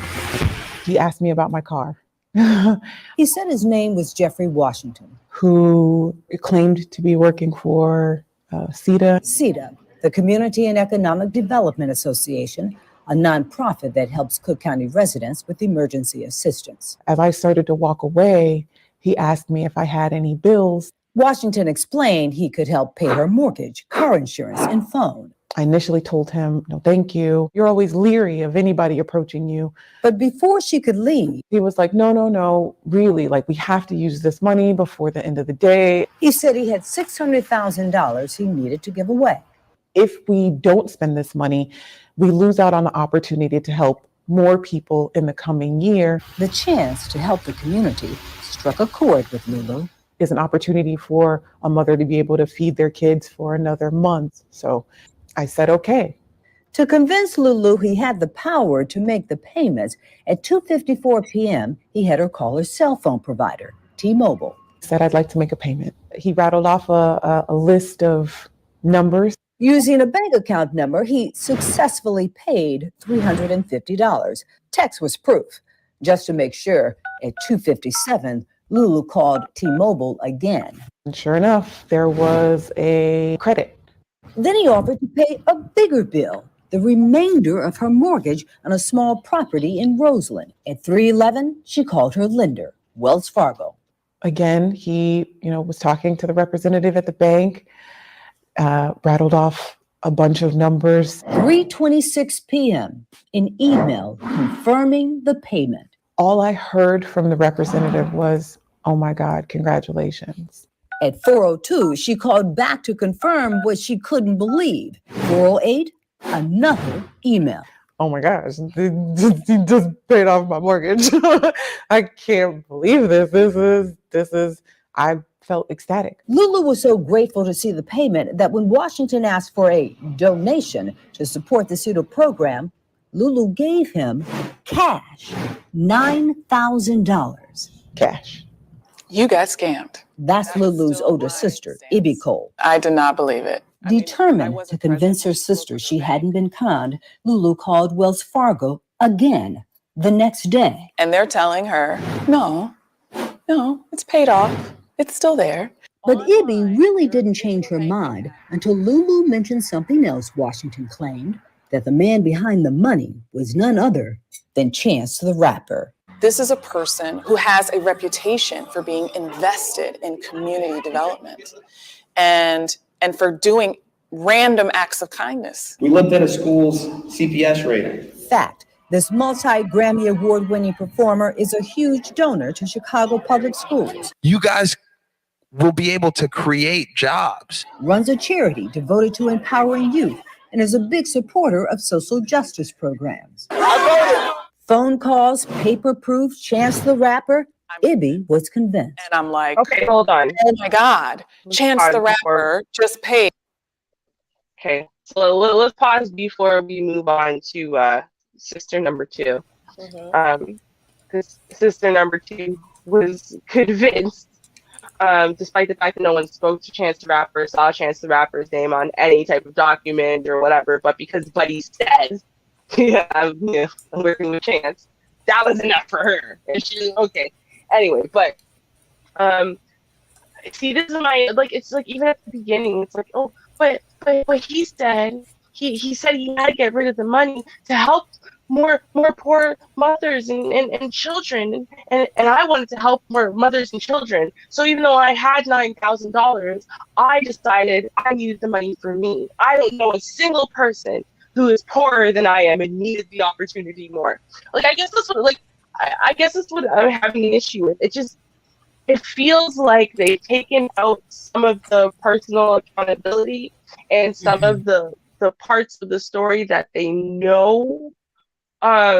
Listen, they were greedy, right? I understand why. We live in a society, it's a very greedy society, right? We all want a leg up. This is why the lotto will forever get played. But the thing is, these scammers, the way that these scammers work and the way that they're so successful is because of individual selfishness and greed. If you don't have a level of selfishness and greed, then the scam can't work on you. It literally can't, right? Yeah. That's what it is. So I'm like, for them to just keep I didn't want the money. I was walking away. And he said, but mothers and children are going to starve to death without you taking my money right now. Oh, okay, I'll do it for the children. That was the story. Do you see what I'm saying? I don't know. It just doesn't seem right. And I understand what you're saying. So it was basically a bit of, their greed played a part. Yes. And in the end, they were end up scammed because they had some greed. You know, like I said, Yeah. my thing would have been, hey, you're rushing me. You know, I said, you know what? I said I would have said there are other people out there. Go find someone else because there's someone that's more deserving of me. I said because I cannot make this decision. You know, in just the matter of seconds. And then give you a donation because he didn't ask for 9,000. He didn't ask for 27,000. That's what she said she would give him because they were so grateful Mm-hmm. for having all of those bills paid. Mm-hmm. Even that, right? Like that. So you chose independently to give him every last dime of your savings that you had. Like I just feel like there's something missing, right? Like the scam, like I said, they were part of this. They were part of it, but they don't want to admit that they were part of it in the way that they were part of it because then it takes away some of their victimhood. So like I think the agreement for the $9,000, that's how much they have in savings. That's the maximum they can pay out. But it's the even trade. I'm gonna give you the cash because I can't wait, right? So basically, guys saying, listen, I want this money, and I can't wait for it. So if you can give me cash, I'll give you 3 times that amount, right? If you can wait a day or two. That's what I think really the setup was, right? I think they knew that money had not posted um, at the time. They were hoping that they were getting, the better deal out of things like the Nigerian prince scam, right? Like that's what I think it is. And I think that, we have to admit that part of ourselves, that it's like that part where it's like, oh my God, I could get free money. I can finally get one over on people. And all I've got to do is, this little thing, I just got to shut my conscience off just a little bit, right? I just got to steal from a charity because the charity wasn't made for you. It wasn't, right? You're not a starving mother and child, right? You're not. No, like seriously, she's not. So she already You're a knows that money homeowner. wasn't made, right? So I'm saying, that money wasn't made for you. It wasn't. It wasn't made for your sister, right? But you were willing to take that money. So no, you were in on some part of the scam because you know that the charity was not made for your ilk. First of all, second of all, it's for going, oh, they were running off these numbers, these long strings of numbers. I didn't know what the numbers were. Really? So you're trying to tell me, right, with all of you work in business and so on and so forth, and you own a home, but you don't recognize numbers like that? It's just too overwhelming for you? Like, come on. You know what account numbers sound like when you banking. You know what Bad a Ruby. you know what I mean? So it's Ruby, like, It's so you know funny. what? I'm gonna give you some pushback. You cut it out, Matt. come on. Where's your little hand at? Let me just smack that little hand. You cut it out. You cut it out right now, young lady. Come on, Vonda. Come on. No, you know what? I think the ladies, I think they were a tad bit naive. I do think they were naive, especially the second sister, because the second sister was like, oh, you were con, and then you turn around and you give him 27,000. What were you? If your sister was con, what the hell were you? So, you know what? If it sounds too good to be true, chances are it's a freaking lie. Don't you dare believe it. Don't you dare believe it. I'm willing to wait on it. Yeah, I'm gonna say that you know what, Ruby, I'm gonna say that I agree in that something inherent inside those women says, you know what, this sounds too good to be true, but that bit of greed that what I can have my bills paid for was so enticing that they let it, overtake them. They let it. I'm gonna point this out. And that's why I said I'm not being insensitive when I say this. This is really Cerulean's fault. I'm about to blame it on him. I'm about to blame it on somebody. But I'm thinking first generation, they had no student loan debt. And they homeowners. They got rental property. So early. I'm sorry. A lot of us here in Chicago, we ain't got it like that. We ain't got it like that. So they've been getting some handouts already. Yeah, you going, yeah, okay, you guys, you ladies, boy, I tell you, y'all sure do know how to turn it around and, put a perspective on it. And you know what? I'm very open and flexible to perspective. I really am. It just comes in. I mean, because it's logical. It's logical. It sounds reasonable. And you know what? It's not far fetched at all. It really isn't. I'm sorry, but I just listen. It's so easy in this day and age. You have to be honest with this. Like, women are very easily able to paint themselves as victims of every single possible scenario in this day and age. It's the way that media has shifted. It's shifted towards, the woman as the innocent version, as the Madonna instead of the whore and whatever, right? So it's like we want to like look at these women who are educated, who are homeowners, who have their stuff so together in their early to mid 20s that they can own homes and have all of that. They're clearly from some type of stability. You know what I mean? As far as, because when you're that young, for you to be as established as they are, you probably have some type of stability, especially when we're talking about having savings and stuff. So no, I'm sorry. This idea that they were just too naive, it doesn't float for me. It doesn't. It's because, you know what? Because I listen to what's happening in society today, and this is exactly what's happening. Chance of back, yeah, that's how I got. It's just this nonsense society.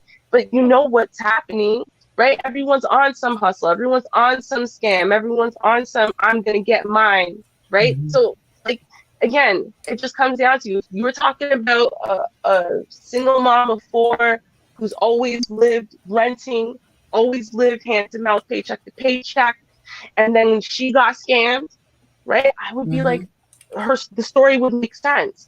Because the organization is made for women like her. Because she wouldn't have a lot of familiarity with banking and mortgaging and all that stuff and what all these numbers would mean. They would just be very overwhelming. And because numbers, the right numbers, account number and whatever, that makes sense to you. Oh, you must know what you're talking about, right? Like, these ladies they're not that. You know what I mean? It wasn't made for them. They know it wasn't. So they were already on a hustle. They were already on a scam. Buddy co-opted them in. So you're hot, you fine. Maybe it was even like an attraction type thing. You know what I mean? A little bit like they thought, ooh, I'm sexy and I'm gonna use my feminine wiles. I'm gonna get me mine, right? It's a thing, and I can feel the hustle from their side in it. Right now, I'm not saying that because of that it makes it okay what this guy did. That's not what I'm saying, right? But like, we have to see the personal responsibility and culpability in things. If we're properly looking for solutions, then we have to call out the real problem. That's part of the problem. You know what? And at the heart of it, it may have been their own personal greed that got them, because if they had not, been so consumed with getting those bills paid off, then it would have been, you know what, find someone who's more fortunate. I may not be the person. Like I say, the off-putting thing for me would have been the urgency, because I don't like to be rushed. I really don't. It's like, the more you rush me, the more I'm thinking you're trying to get me to do some stuff that if I thought about a little bit longer, I wouldn't do. So let me think about it a little bit longer. And if it's really that serious, go to someone else, because I don't like to be agitated and rushed and pushed and prodded and poked at. I don't like that at all. I don't like it. It's very off-putting to me. And when you get to be that way, I'm thinking, okay, wait a minute. Why are you so pushy? Wait, I get offended. I get heavily offended. It's like being in your personal space. It is. It's like somebody stepping in your face and just breathing their breath all in your nose. And it's like, wait a minute. What are you doing? Back up. You're all in my space. And I don't like that. So in that sense, Ruby, I will agree with that. I'm not going to say these ladies are just, total, just oblivious, I don't know what's going on in this world type of innocent. Did they deserve to be scammed like that? No, because to be honest, I don't think they deserve to be scammed like that, because the amount of money that they gave with their donations, those were donations. Do you understand what I'm saying? These women had Yeah. that liquid cash to give. And because they were like, oh my God, I can't believe this just happened. I feel like I've come upon a good fortune, and I'm willing to part with $9,000 of my, blood, sweat, and tears, because these women work. They're Yeah. not sitting back, collecting benefits from, any organization. They work. So that, and then the other woman who was doing some restoration, so she had a little bit of liquid cash because she's working on renovating a place. So Uh-huh. she had that liquid cash there. So yeah, I think the amount of money they gave was out of gratitude.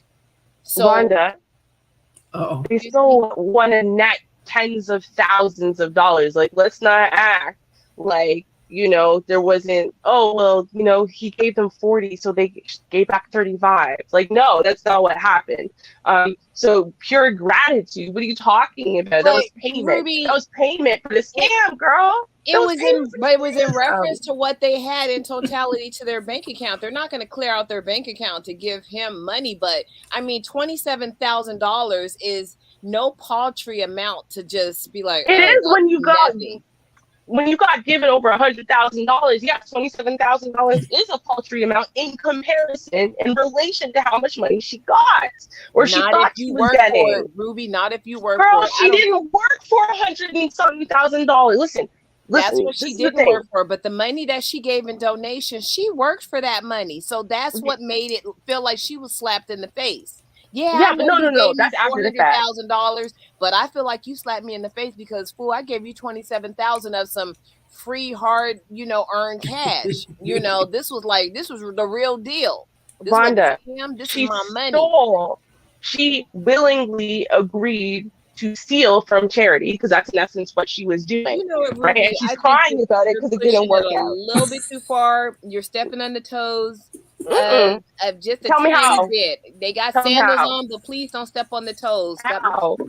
Yes, don't mess up the pedicure. Ma'am, No, how? no, How? How am I because stepping on this? Because you have to explain to me how it's not stealing from charity for someone to turn around and say, hey, listen, I have a charity for homeless and disadvantaged moms and children. Right? And he didn't so exactly lay it out like that. He was like, hey, he was like, hey, I got this free money. Can I pay some of your bills? That, Ruby, that's gonna stop the average person, the average working person. Now, a rich person would be like, oh, get out of my face, I don't know what you're talking about. But just your average person who works and has a job, if somebody came and said, hey, what kind of bills you got? You got some bills that need to be paid, you're gonna be like, wait, who offers to pay your bills? That's gonna pique no, your that's not true. curiosity. But you're forgetting, the first sister said that he said it right away, that he works for CETA. So therefore, they knew he was saying, listen, I work for this nonprofit called CETA. If you don't know what it is, you got a cell phone in your hand. I'm sure they Googled it, because remember, they said they were fact checking it, right? See, so that means you Googled what CETA was. Initially, it was like, oh, okay, CETA, he said some big names. I can just put that in my Google, and Google will just recognize it because it's a name. It means something. So yeah, they could easily, check and see, oh, this is a real organization, even if they were not, familiar with it by name. They could so actually even look if they it up. didn't Google it, right? He told them what CETA was. Ruby, this dude Wait, came no, with but a Fonda, resume. you're not. He came but with Fonda, the you're not complexion. listening. The complexion, he already had the white skin, the complexion. It was like he was going to be more believable than a Pookie or a Tyrone. He was going to be more believable because he was white, and he was like, I work for this organization, and they look up CETA. All they got to do is put CETA, and they're like, okay, yeah, damn. And you know what? We're trying to help these people who need help in the community, and in order to get more money, we need to get rid of this money, and we're on a limited, budget. So, are you interested? That's going to make the woman said, the woman said that he actually detailed what CETA was for, what CETA does. And so therefore, right away, she knew, not for me, as in I don't qualify for their benefits. Because she said it. It's not like I'm guessing or I'm putting something into the story that she didn't put in the story. She put it in there. Not just that he works for CETA, but that she said what CETA was, right? And so he said, and then she claimed she was gonna walk away until he said, well, no, but then more mothers and children are going to starve unless you take this money immediately, which first of all just sounds ridiculous, but fine. With that being said, though, the point is that she even his appeal to her to take the money from her own views was, well, you know, all the people this money is supposed to be for, they're not going to get it, which is still not her. It's still not her, and she knew it at the time. So no matter how you want to phrase it, they knew. Both of them women knew this money is meant for not them, and despite that, they're gonna take the money anyway. That's just what it comes down to. That is stealing from charity. That's just what it is. You're stealing from charity. Ruby, he approached them. They didn't go and try to sign up for welfare benefits that they did not qualify and lie on their application. That is not the same thing. This dude was in a bind. He was the one who presented a bind. I'm in a bind. I got this money. We got to get rid of it in the next 30 minutes. So, what do you got some bills? Hell yeah, I got some bills. Well, Vonda, I'm in a bind right now. I have this grant I have to give away. Okay, it's for $100,000, right? For homeless and dying children of Aboriginals who were abandoned at birth. Okay, but it's $100,000. I have to give it away immediately. Vonda, can I give it to you, please? Please let me give it to you. Please, Vonda. Please save the Aboriginal children by taking their grant. Please, Vonda. Well, if you don't have anyone else and you only have 30 minutes before it expires, I'll help. And what? You said a donation? Let me go get $9,000 out of my bank account because I am so grateful because, fool, you just paid off my mortgage and you paid my cell phone bill. No, the only way they're not part of the scam is if he's paying them the money and then they're paying it right back. As in, I have to put the money out of my bank by this time, right? But the money is not for you. She knows that, which means she could give the money back. She give the money back to the organization where it actually belongs. But that's not what she wanted to do. She wanted this organization that's not for her to help people who are far more disadvantaged from her. And she was okay with them paying her bills and taking food and money and shelter out of the mouths and over the heads of actual homeless and suffering Black mothers and children. Ruby, she's okay with that. She's okay with that. A little bit too much blood out of that turnip. That's just a little bit too much. Girl, how? Women did not go out to a parking lot and approach themselves. And the only reason why she referred to her sister is because, look, I don't have $600,000 worth of debt. What do you got anything? And then she knew her sister was going to question it even more than she did. So when her sister was like, okay, well, damn, I'm all aboard. She was like, okay, I feel even better about it. You don't think this is even worse? Right? She had time. So she had time to call other people. And instead of calling someone she knows who is single mother, hungry, about to lose a job. Jeffrey probably said, do you have any relatives? Do you know anyone else that you can, that can help, that may have some bills? Oh, sure, please. Jeffrey. I have a whole family full of people who have bills. Of course, we can help today. Vonda, stop that, because they knew what the bills are supposed to be for. And you cannot tell me, listen, everyone's got broke folk in their family, but that's not who she called. She called the other 20-something, doing perfectly fine, bordering on wealthy sister she had. Okay, she didn't call her broke cousin or her broke auntie or her broke grandma. Okay, she didn't call nobody broke. You know what? Sister. Grammy is already being taken care of. Don't you bring Grammy into this because she is fine. Grammy owned her house until Pawpaw passed away, and everything is fine over there. Listen. I'm not saying, like I said, I don't think it's not nice to be scammed, but I'm just saying that when the scam was working in their favor, they didn't have a problem with the scam. They just have a problem when it didn't work out the way they planned for the scams work out, right? Like they were okay with, again, taking food from, children's mouths. That was fine for them, right? But how dare someone turn around and take any kind of money away from them? right? Like it's like I guess that's my issue. My issue comes down to I'm listening to the story. It's the third time I listened to it because I needed to get these details clear. And it's like, no, they knew exactly what this organization was for. They knew. The more you listen to it, the more fuzzier it got for you, Ruby. I think it. No, way clearer, the first girl. time you were on board and we were like neck and neck with eye to eye, everything. The more you listen to it, then it just got cloudier and cloudier and cloudier. Oh, it's so much clearer because here's the thing, right? At first, it's you just milk now. It's milk. No. At first, you listen to what the scammer did to them because that's the first thing. First thing, I just listened to all the details. It was kind of like a melange. The second time, I listened to what did the scammer do to them, and then as I'm listening to that, the questions are popping up for like, well, how are they in that position to begin with? Because if someone walked up to me and said, "Hi, so I work for this charity for starving children. Our nonprofit feeds starving children. Now I have a whole bunch of money I need to give away before the next, 2 hours or whatever it is. Otherwise, we're going to lose our funding for the next quarter to feed starving children. Can I pay all your bills with the money so I could feed starving children tomorrow?" Right? You know what I would think of? I would think of all the people I know that have children that are not me, obviously, or that are starving at the very least, or that are struggling really hard, that might actually really need that help, that might need that little Christmas gift. What I wouldn't be thinking is, gonna get my bills paid, girl, I'm gonna be able to buy myself a car. Ooh, me. Because that's what they thought. They're like, I'm sorry, but like I would have been keeping all of that together. Yeah, life gets hard and whatever, but that charity was made for a purpose. And if I care about Black women and children, and I actually do, right, then I don't care about them just inferior in concept, right? I actually care. So I'm not going to take money away from the mouths of starving children because someone's going to pay my bills with their money. That doesn't make any sense. Not if I care.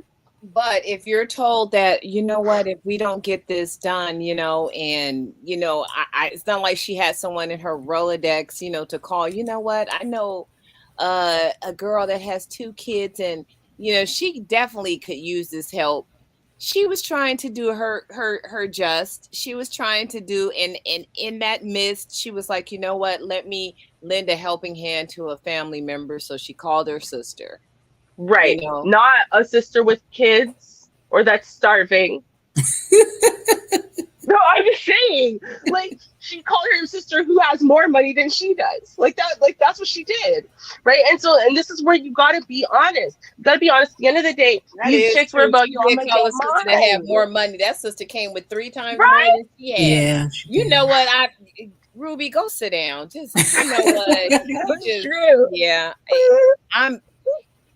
I just like to think that people have good intentions, and I just feel these women had good intentions, but at the end of the day, some of what you say does resonate. I can't sit up here and pretend like it doesn't. She's like, oh, I got someone for you. My sister who has 3 times more money than I did. Right. She sure did. Her sister came with 3 times the amount and was like, okay, well, yeah, I got you. I'm saying, Jeffrey. The original timeline was long enough that she had time to call her sister and convince her. Okay, so that means that's when the original timeline, that's long enough. Once you get an extension on your timeline to be calling other people, right? Because let's say the first timeline was 10 minutes. I don't know how, but let's pretend, right? Fine. It's snap decision. I didn't think it through. But now you had time. You have to call someone else and convince them, right?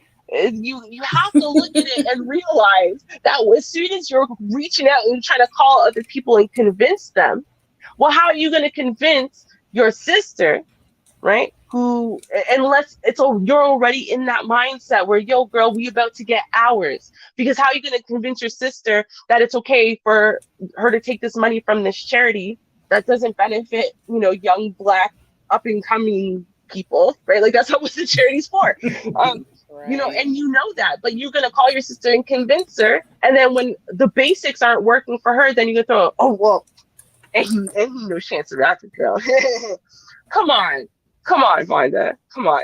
Like, this is like they were part. I'm not saying that they wanted to get hustled. I'm just saying that they were part of an individual separate hustle, and it didn't work out the way they were hoping it was going to. I mean, we've heard this story in these streets before, where people sign up for hustle A and then it doesn't work out the way that they wanted to. right? And they end up getting screwed in the scam. But how bad can you feel bad for them when it's like, well, it's not nice that you got scammed, but like, you were already trying to run a scam. So do I feel super bad for you that in the middle of your scam, you got scammed? But you would have been perfectly happy walking away, having profited from your own scam that you were trying to run in the first place. That couldn't have happened if you weren't trying to run a scam to begin with. Like, I'm just saying, like. I just have a problem with you calling them scammers only because they did not start this. They were approached. One lady was approached by Jeffrey, and then the other lady was approached by her sister. They did not go, on Craigslist looking for scams that they could get into today. Okay. It was paraded across to them, and it was given to them in a way. Now listen to the way this guy sold it. He didn't sell it. He didn't sell it short, Ruby. Come on, let's look at how this guy laid it out. He laid it out to make it sound good. And if these are decent, upstanding women who do work, they're gainfully employed, owning properties, they're like, this is a great thing. Let me do my part. But let me ask you a question, Rhonda. Right? So if I am just sitting here minding my own business, okay, and someone knocks on my door, I'm walking down the street, and someone comes up to me and says, hey, listen, I have a way you can make $30,000 pay off every bill that you've ever had, okay? And it's quick, it's going to be painless, no one will get hurt, okay?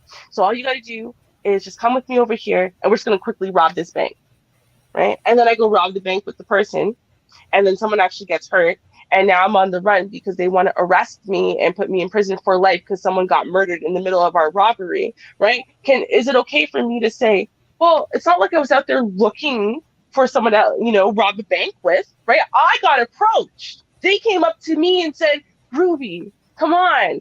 I know how we can solve all your financial problems. Just come with me. I promise you nobody's going to get hurt, girl. Just come on. I'm going to help you out. Ruby, did you really just do that? That is already a committed crime. Robbing a bank. That's not just a little thing. So it's stealing from a charity. But they weren't presented with, hey, would you, be complicit in stealing from this charity? Yes, they did. Yes, that's literally that's what they were presented with. Yes, that's literally what they said. Oh my that's God. What you see. Would you steal from the charity for me, girl? That's really what he said. Listen, with the real story, I'm telling you, because they give us all the pieces, right? The real story is quite simple. He said, listen, girl, so this is my charity, okay? I'm having some financial issues I need cleared up, okay? But I need to do it immediately. And I need to do it in cash. And unfortunately, I can't withdraw that amount of money right now because it's a nonprofit, right? But I can transfer you this much money, right? And that will be like the money that I need back, right? Plus, of course, the thank you. The thank you money, quick $50,000, $100,000, right? I'll take care of some stuff for you, girl, right? And then you give me the money in cash, right? And then everybody wins. That's really what they were presented with. They were presented with this offer. He needed the cash money. It's a nonprofit. The books are looked at hard and whatever. So if the money goes out and they're just paying bills like they're supposed to, no one will ever be the wiser. And all she's got to do is give him a little bit of cash money, not even half the amount of the bills he's going to pay. Right. And everyone walks away happy. That was what they were really presented with. So, yes, they were presented with the scam. They were presented with the hustle. They accepted the hustle. They thought it was all going to work out. And now they're chagrined it didn't work out. I love your take, Ruby.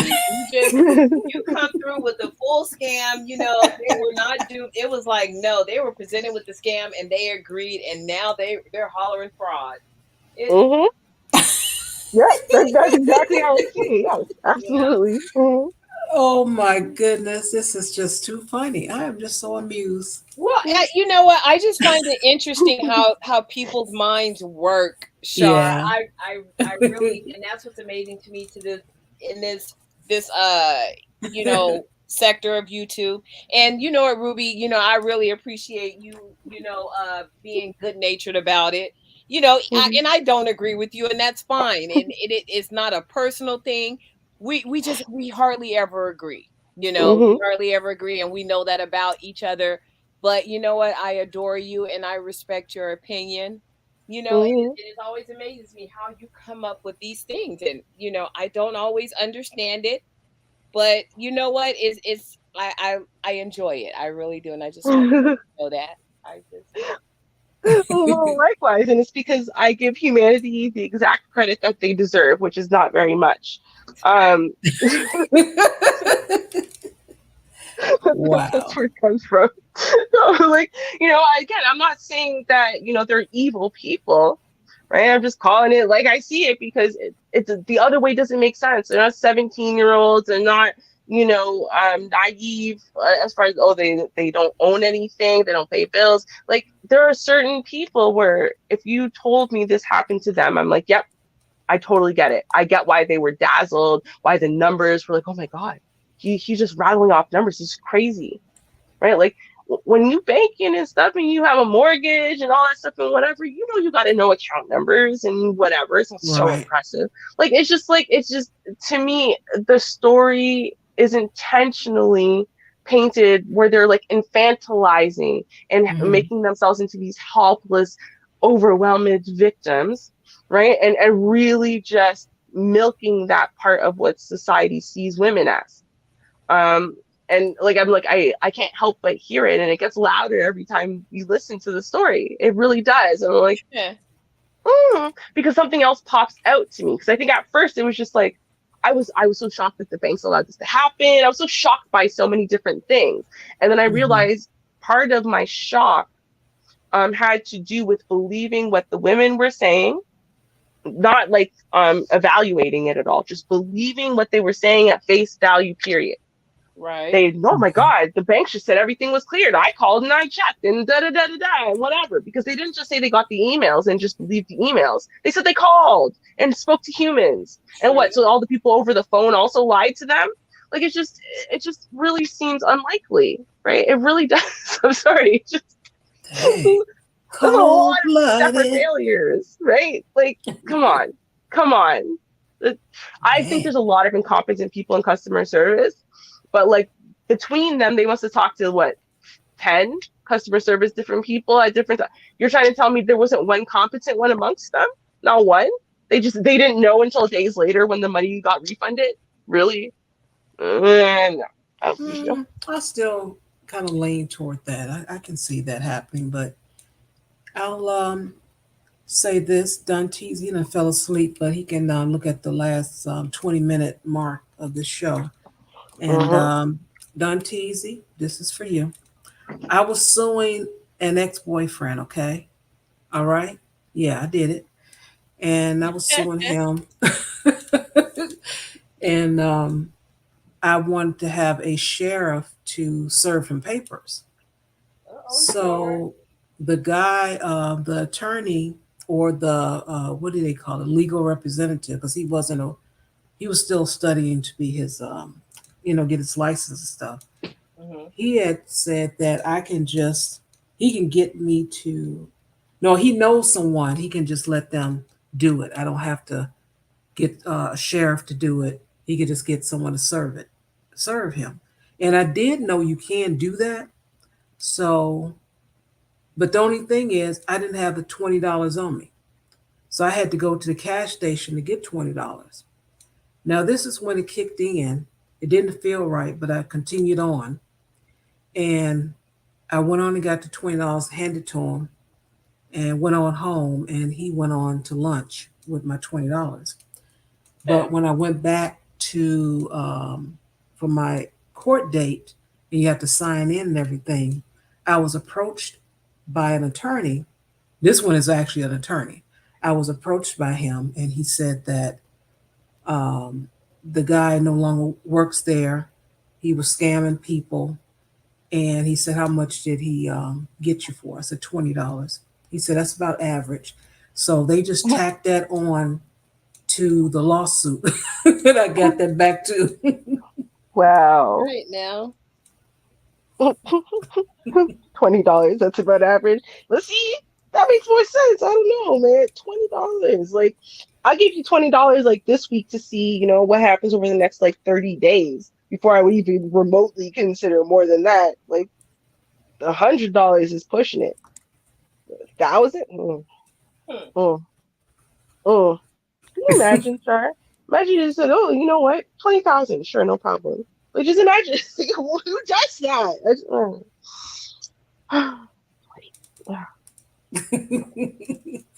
Leave me alone. We'll play the rest of it because it's almost Yeah. at the end. Yes, let's criticize the sister now. Let's go. Okay. Paid your mortgage. We should go to his concert. Now it was Ibby's turn to get her loans paid off. Fortunately, according to Washington, he had an extension on their funding. But she had to hurry. 2 days had passed since he met with Lulu. Because you're thinking this door is closing, that also kind of clouds and shrouds your ability to reason. And I've only got until, I think it was maybe noon. So they met outside Ibby's bank, Chase. He said, hello. He said, call your bank. We don't have a lot of time. She called New Res, where she had a $150,000 mortgage on this 2-flat in Inglewood. And he pays off $100,000 to a New Res mortgage. The confirmation, almost instant. Payment posted. Oh my God. He said, what else? What else can we pay off? Here's her list. Bank of America credit card, Chase credit card, PHH mortgage. So we got confirmations from every single banking institution. On paper, nearly $250,000. I felt like I was in a movie. And just like Lulu, Ibby was asked for a donation to keep the program going so others could benefit. Her contribution, more than her sister's, $27,000. It just so happened that I had that amount because I was in the process of renovating a project. But 4 days later, Lulu got bad news. I got an email from my bank that said we couldn't process your payment. It was a tidal wave of reversals. I knew it's over. From every single business, the balance was back. I felt sick. I felt sick to my stomach. Who is this man that managed to convince these well-educated professional women to trust him? Police sources say his name is not Jeffrey Washington, and he's done this before. We're told the man known as Washington used the same scam in 2014, though he didn't add Chance the Rapper to the con until 2018. Up until January of this year, 8 people had been swindled, as little as $500, as much as $8,600. Then came the sisters, but they were not the last victims. The CBS 2 investigators recently learned there was another victim in March, taken for $3,000. At a Starbucks in the South Loop, 2 months after they'd handed thousands over to a stranger, detectives met with the sisters to let them know they were not alone. We work hard day in, day out. For someone to just come in and take the knees out from up underneath them, it's devastating. And by the way, as you might have guessed by now, Jeffrey Washington doesn't work for Chance or CETA. We're not walking along the street and saying, hey, look, I'm a CETA representative. I can hook you up. That's Harold Rice, CEO of CETA. Has he ever worked for CETA? Not at all. Any association at all with CETA? None. He may not have worked for CETA, but he certainly knew financial lingo. He knew the intricacies of each bank, who to talk to, what to say to be an authorized caller, how to request the payoff amount. But Ibby argues there is no way I would have given him a time of day if the banks had not confirmed so many times. She points to the word posted, convincing her to trust the lender. When you see posted, you can legitimately assume that everything is kosher. Jack Gillis is executive director of the Consumer Federation of America, an advocate for consumers. This is the most clever scam that I've heard in a long time. What makes it so different? He got the banks to participate in the scam, unbeknownst to them. By sending the emails, the banks added legitimacy to the con. That's powerful. That's why it's so diabolical. Yeah. Another powerful play, Washington knew it would take 2 or 3 days before the banks reversed the payments, giving him plenty of time to collect money from his victims. It's a huge setback. Huge setback. It's devastating. It's definitely hard to come back from. It's definitely hard to put your faith in people. Because of our investigation, the Consumer Federation of America is pushing financial institutions to clarify language on the emails to write pending if the funds are not yet in the account. Yeah, good luck.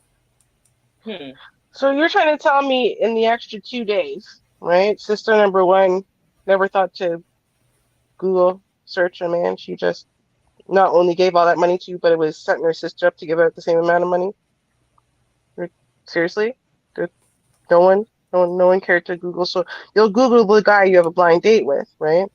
You'll Google the guy you see on Tinder, but the man that paid your bills and you gave $10,000 to, you didn't Google, you didn't search CETA, you did nothing, like nothing for real. Like come on. I think you're being a little bit too much judgmental, and I think you need to just curve it just a tiny bit, just maybe a little bit. Okay, explain. You know what? How?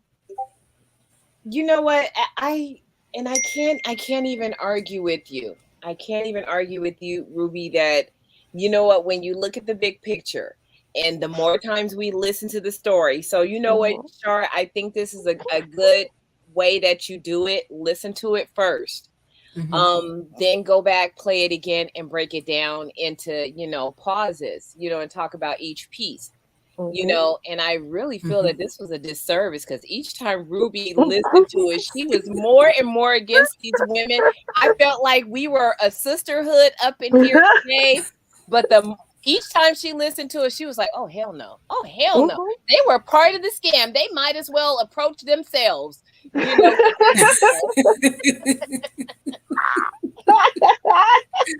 But you know what? It was excellent. It worked out, and still people can learn because, like I said, for me personally, I have this saying about the urgency, but that is something that they teach you. Depends on your type of job that you're in, because there's so much phishing now.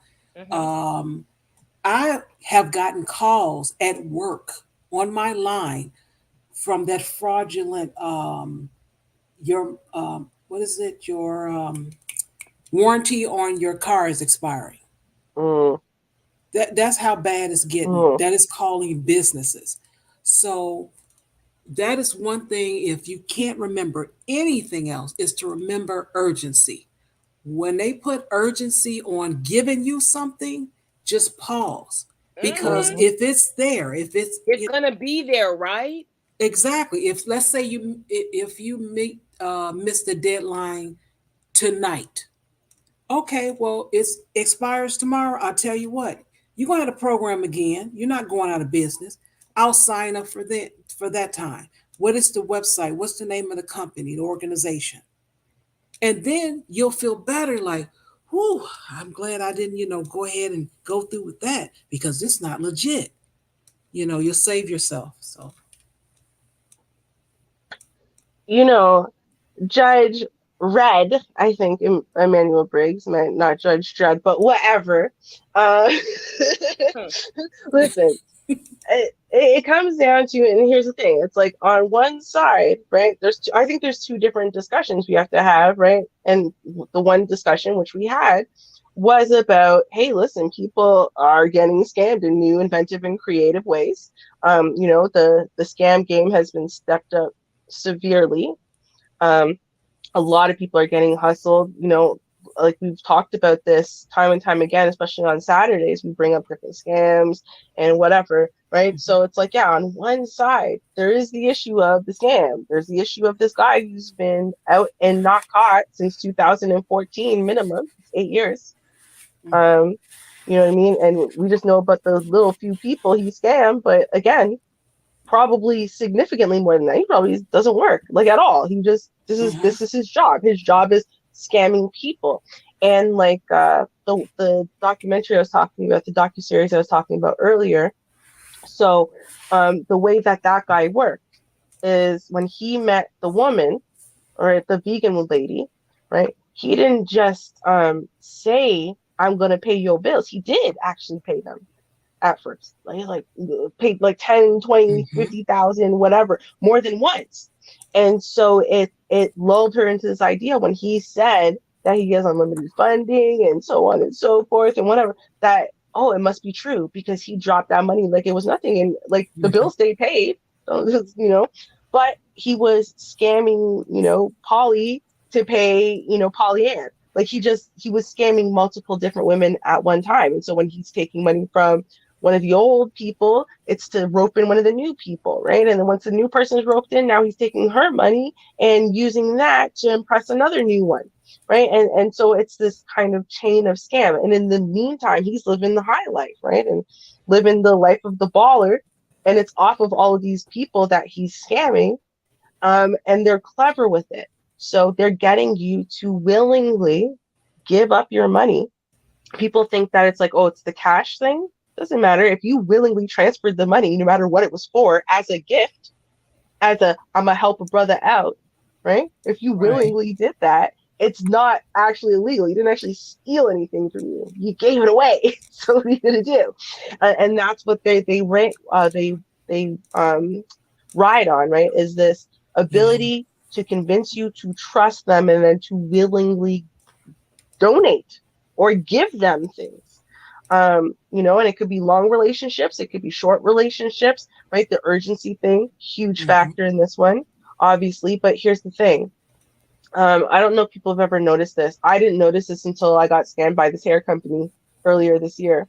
So on these websites, though, there are countdowns to be like, oh, there's this huge sale going on right now, right? And it's like this countdown, the timer's there. You feel like you've only got 2 hours left or whatever it is, right? And so you want to buy the thing before the sale's over.